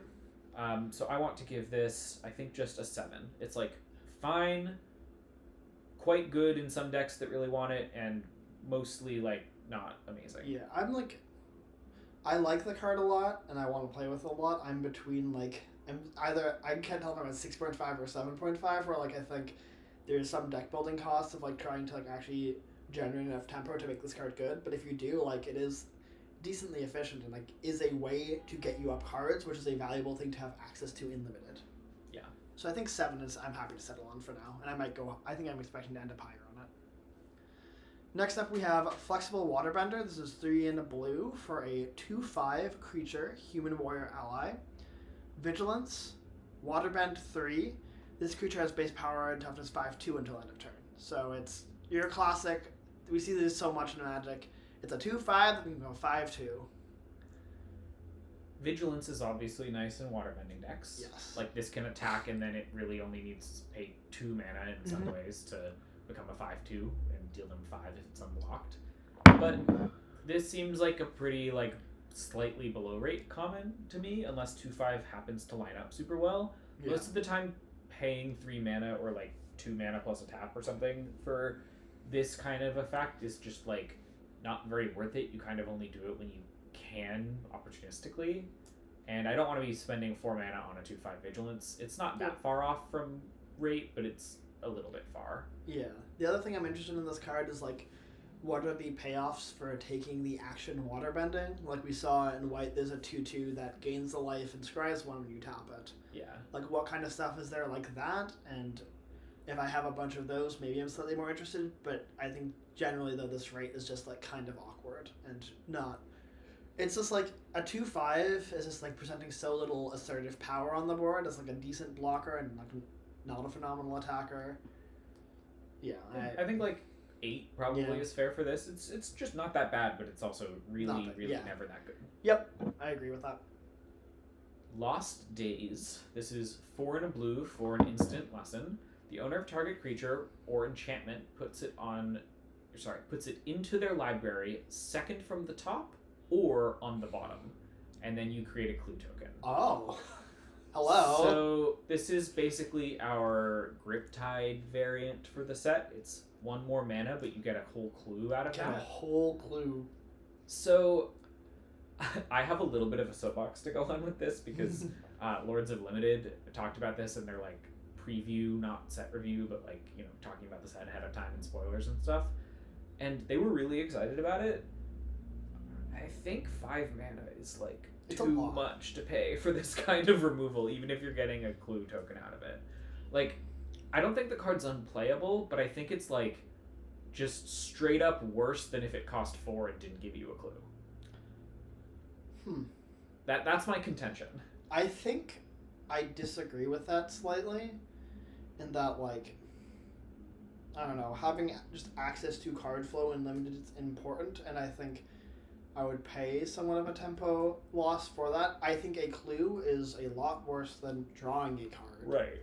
Like, this card is not efficient, and it's not like, yeah, maybe it is worse than if it was just 4 mana. I think it's just like, worse it's than just that. Like, I agree with your sentence that, like, card flow is nice, and it, like, is kind of worth it to take a little bit of a tempo hit sometimes to do this, but one of the biggest reasons that these cards are good is that you can hold them up.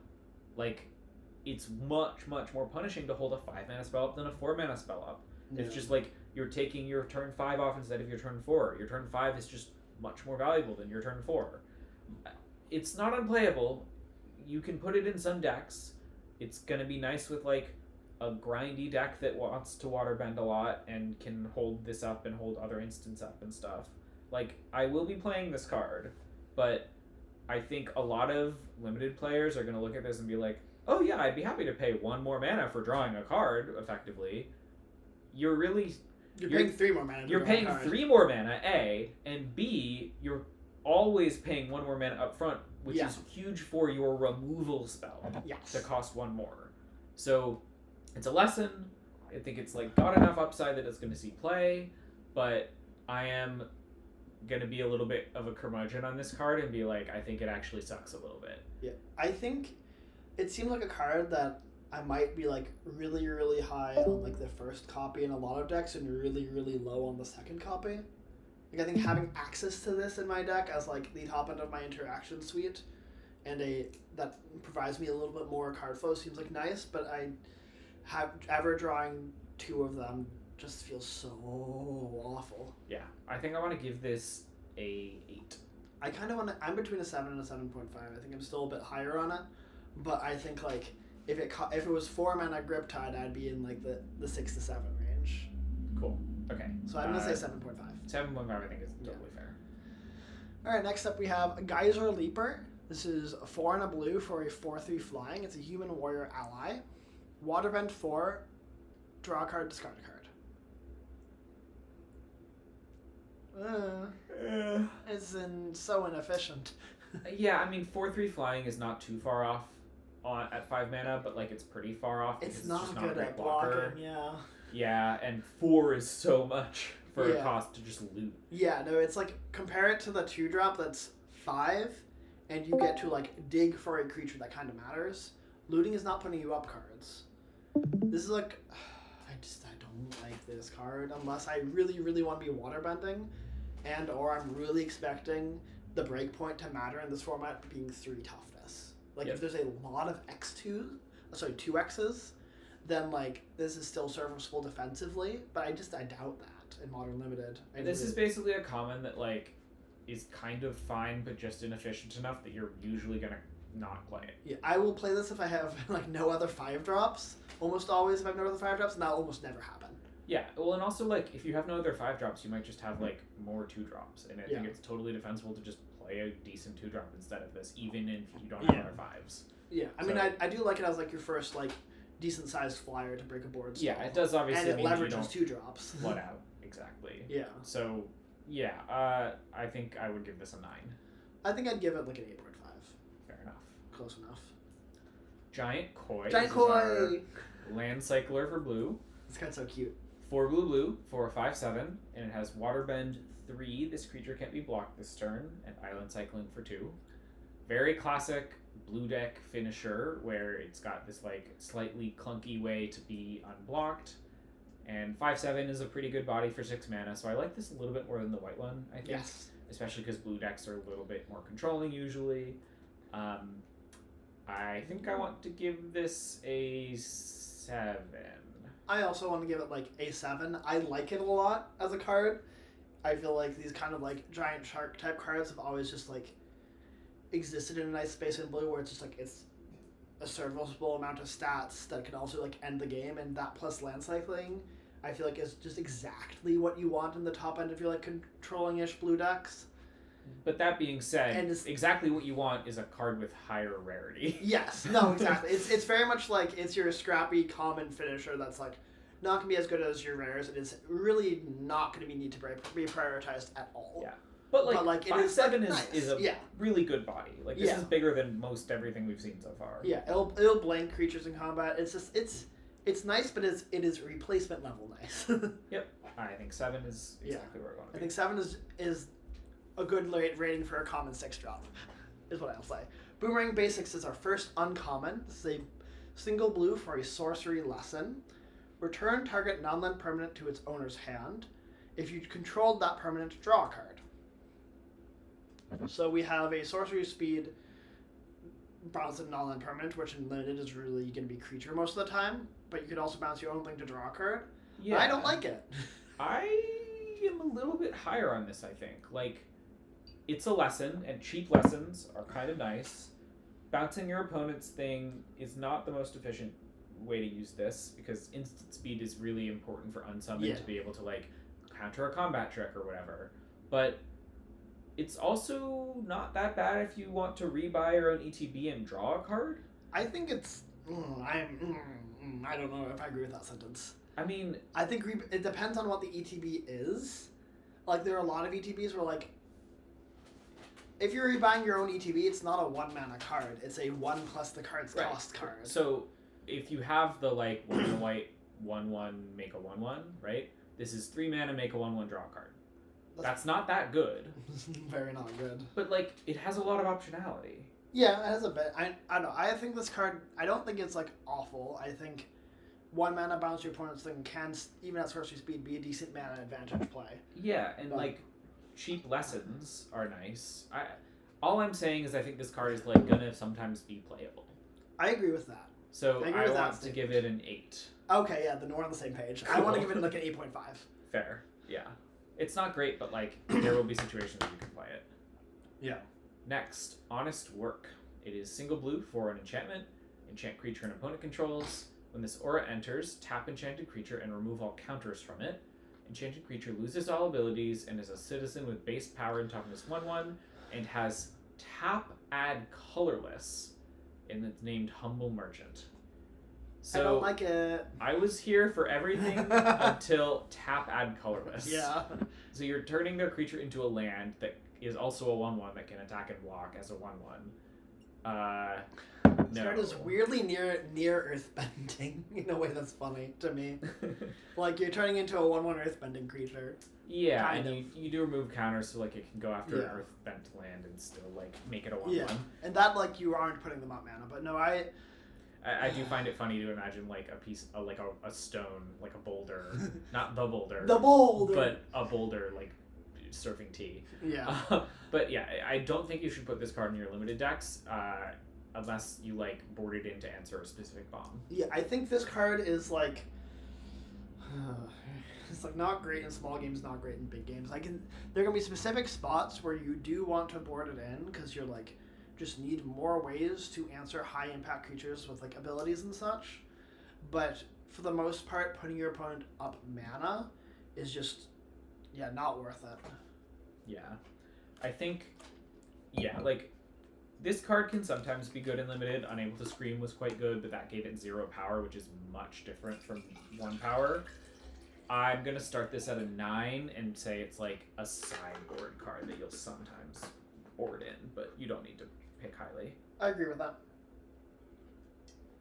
Next up we have Grand Grand. It's a single blue for a 1/2 legendary creature, human peasant ally. When Grand Grand becomes tapped, draw a card, then discard a card. Non-creature spells you control cost one less to cast as long as there are 3 or more lesson cards in your graveyard. That second line of text, I feel like it's going to be really hard to turn on in normal games of limited, and the upside is you get to cast your 4th spell for cheaper, so I'm going to ignore that. I don't think that's a reason to play the card at all. I think what matters with this card is how much can you tap it, and are you happy then when you tap it? I think the answer to that is yes. Like, I guess you can attack with it. If you have a single waterbending ability, this is in some ways a 1-mana looter.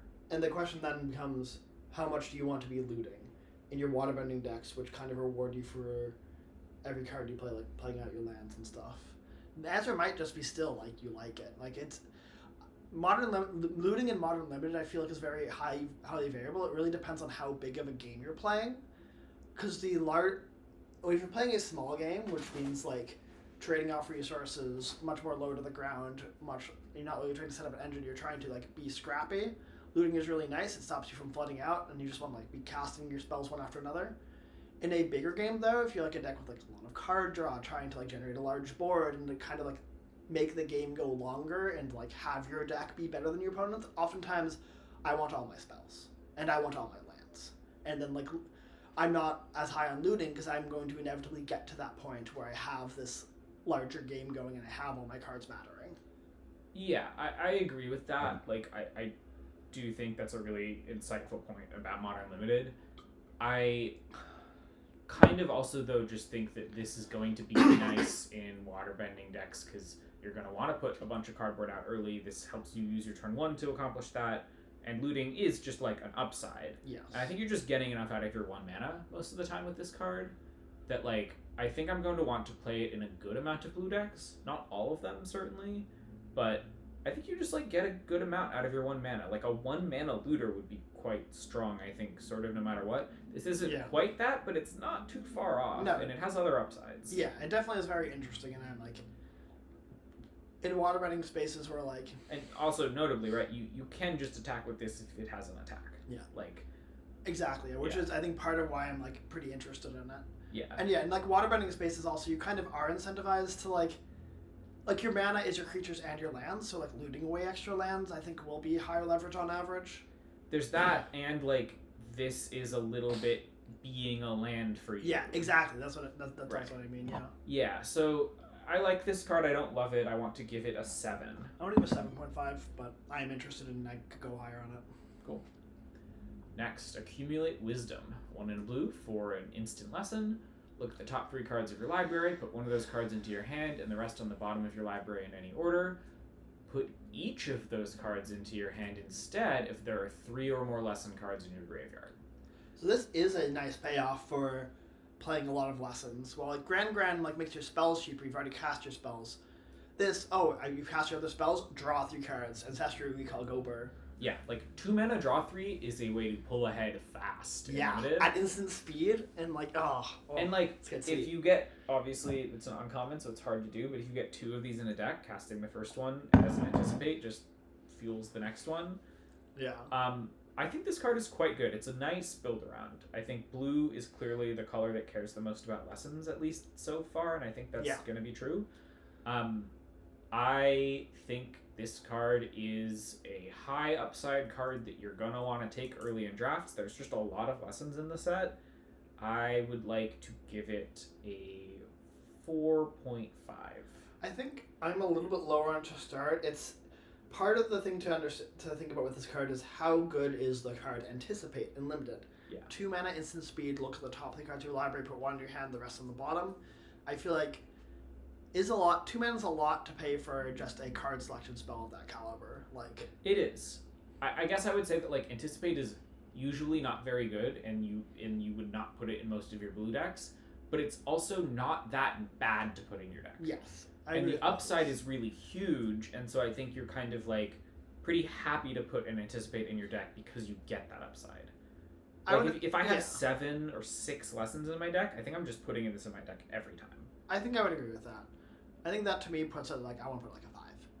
Yeah, that's totally I'm fair. like in that range, yeah. Somewhere between 4.5 and 5. I think 5 is probably a little bit more fair. I agree. Works for me. All right, next up we have Knowledge Seeker. This is 1 in a blue for a 2/1 creature, Fox Spirit with Vigilance. Whenever you draw your second card each turn, put a +1/+1 counter on this creature. When this creature dies, create a clue token.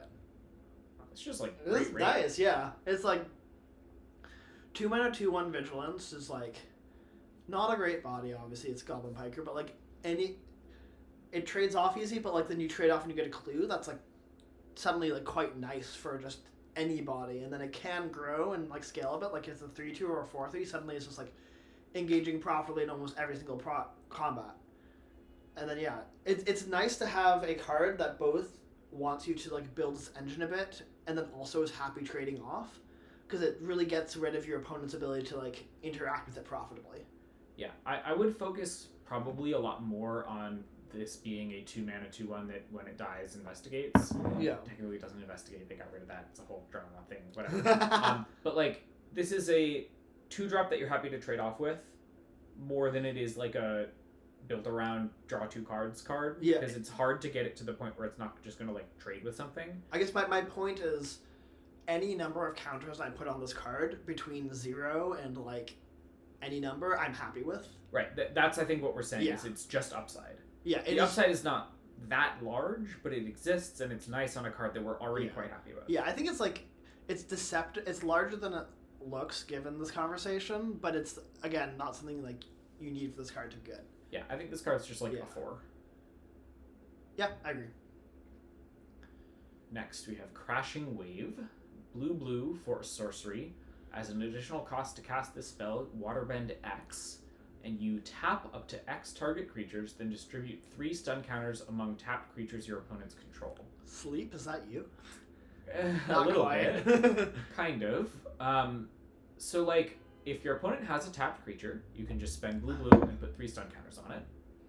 If they have 1 untapped creature, you can spend 1 blue, or tap a creature you control and spend blue, and put 3 stun counters on it. This is, like, flexible.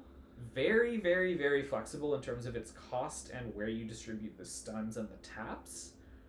It's never going to be hugely efficient. And also is never like giving you a long game card.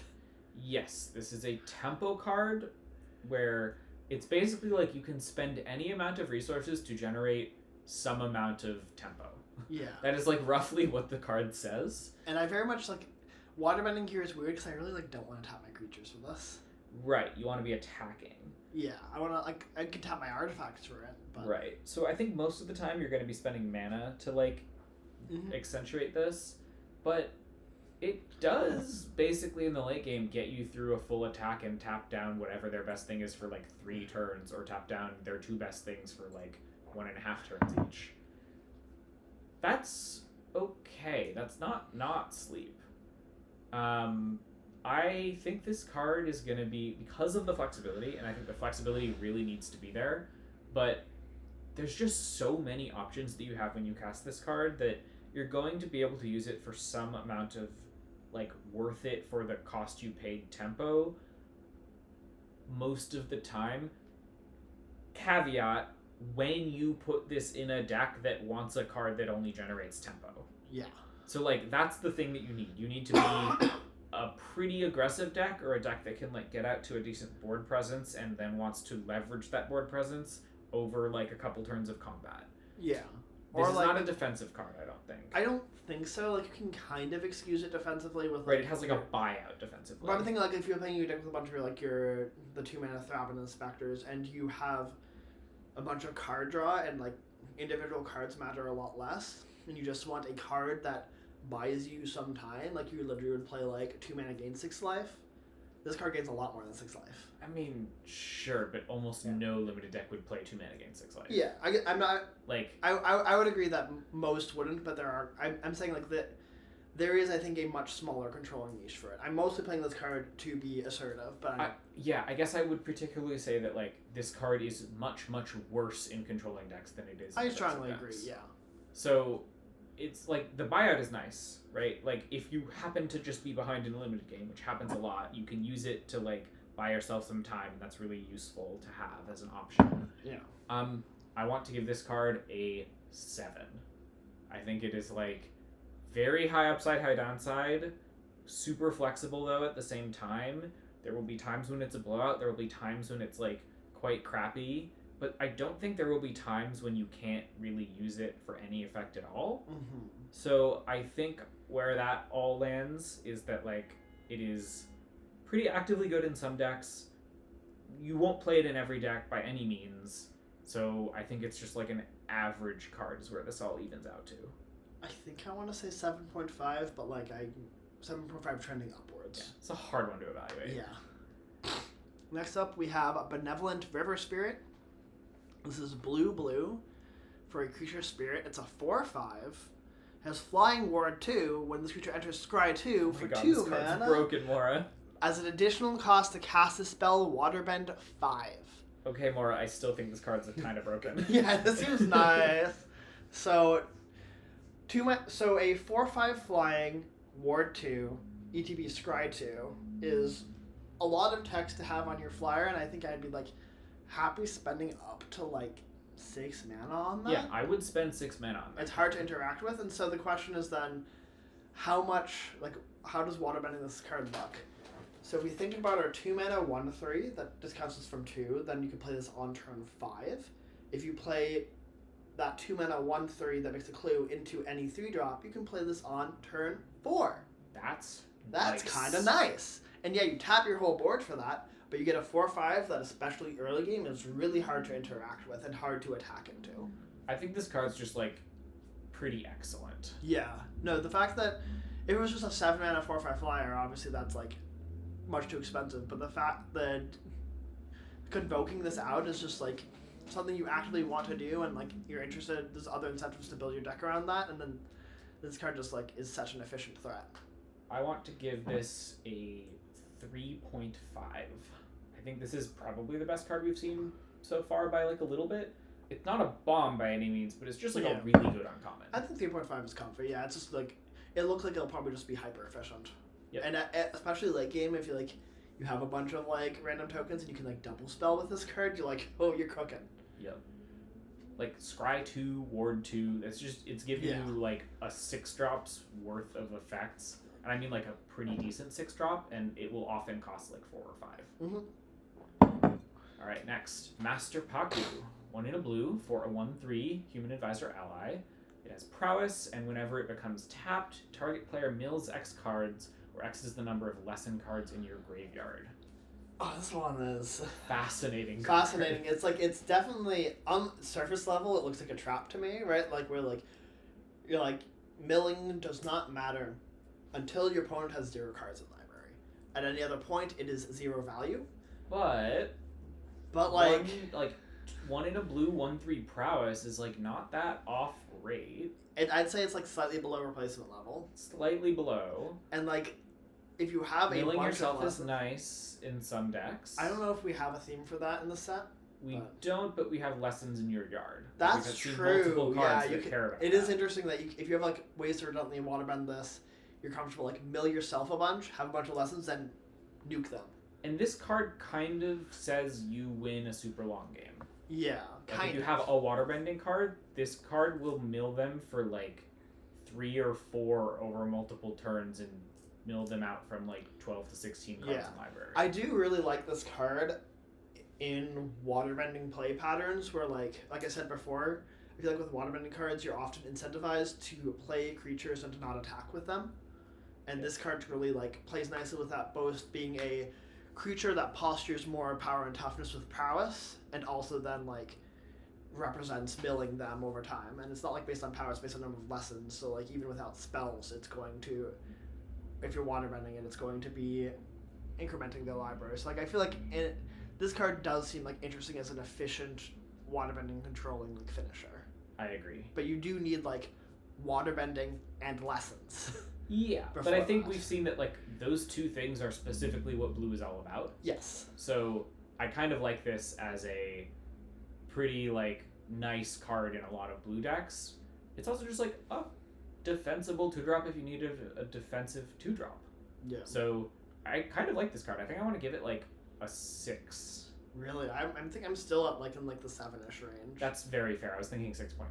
So. Like I'm like around like 7, 6.5. I'm interested in playing with this card a lot, but I could also just seeing a lot of decks not wanting to play it. Yeah, if that makes sense. Like a lot of like blue plus another color kind of vibes. Like if you like heavy blue, you're more likely to want it probably.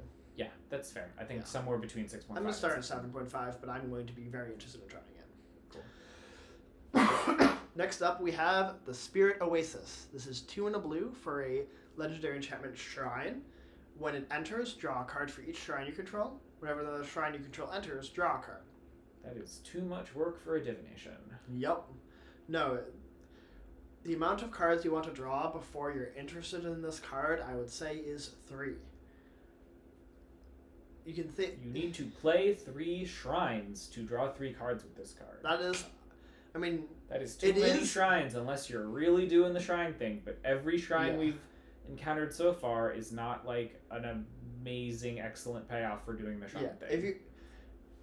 If you play a bunch of specifically Spirit Oases, the second one is a divination. Right? Is it? Yeah. It is. Sure. It draws a card, and the other one draws a card. Yeah, I don't want to work though to make my divination. I do not want to work for a divination.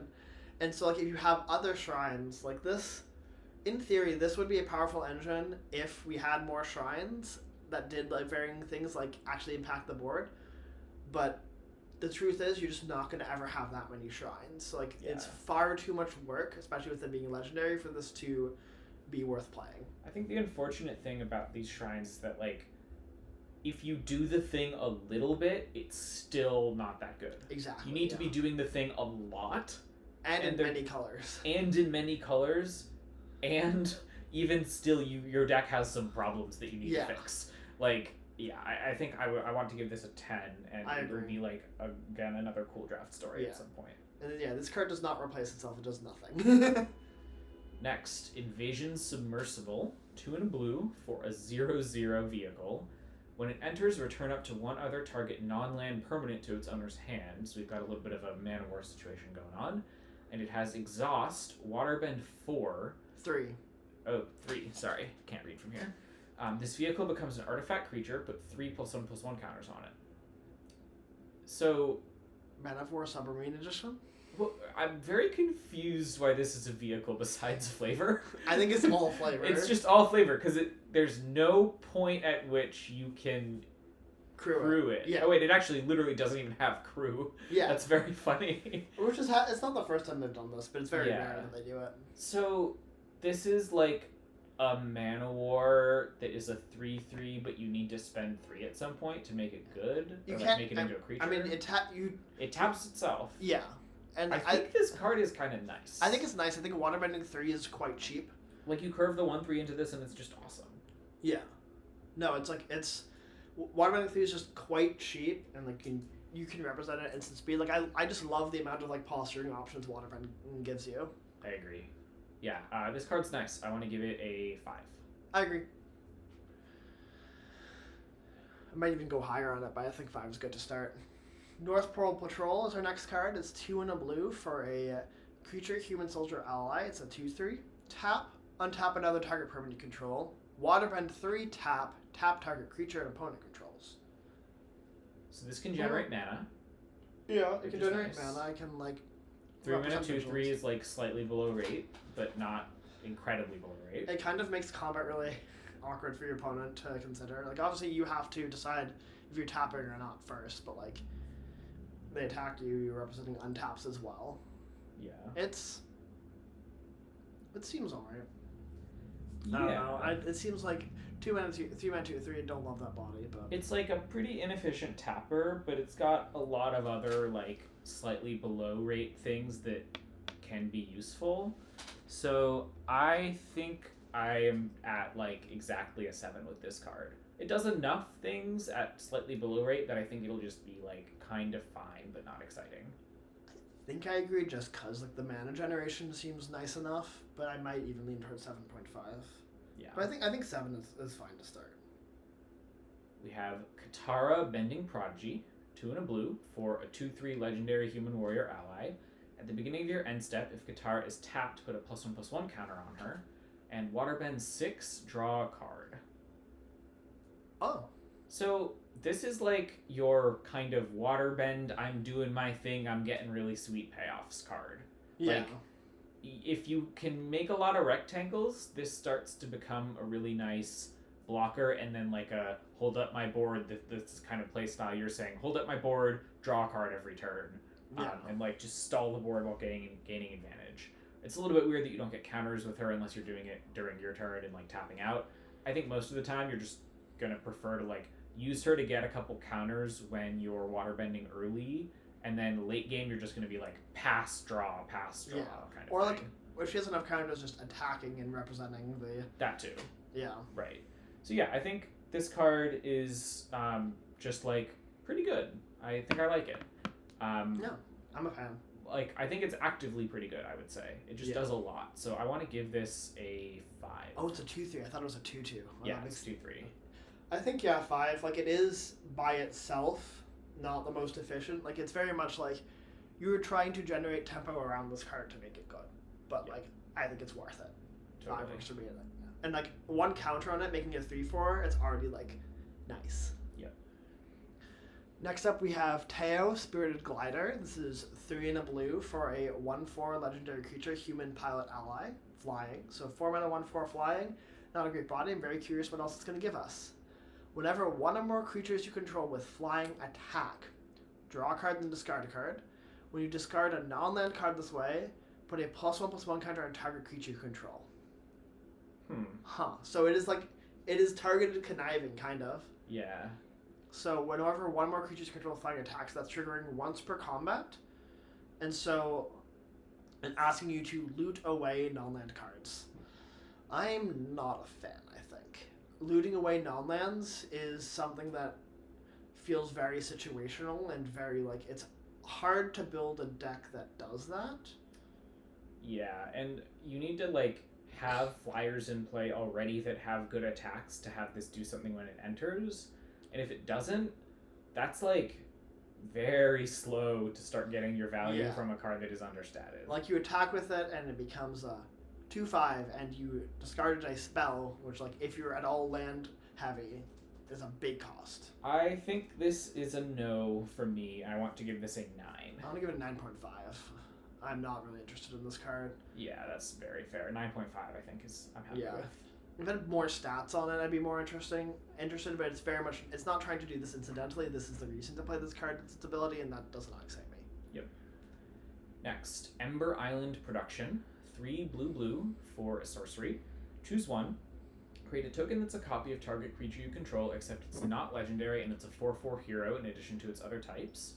Or create a token that's a copy of target creature an opponent controls, except it's a not legendary and it's a 2/2 coward in addition to its other types.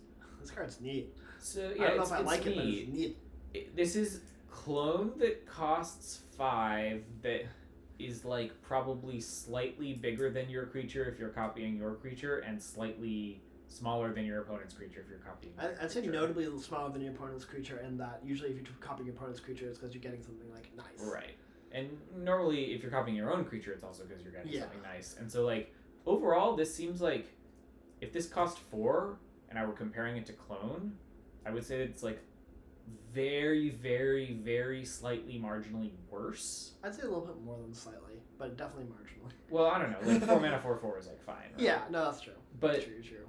Because it costs 5, I think this is just like pretty much worse than a Clone almost always. I don't like this card, yeah. Yeah, and like Clone is no longer that great in Limited. It's nice that it can copy your opponent's things, but it's mostly nice because it can do that and get your opponent's big stuff.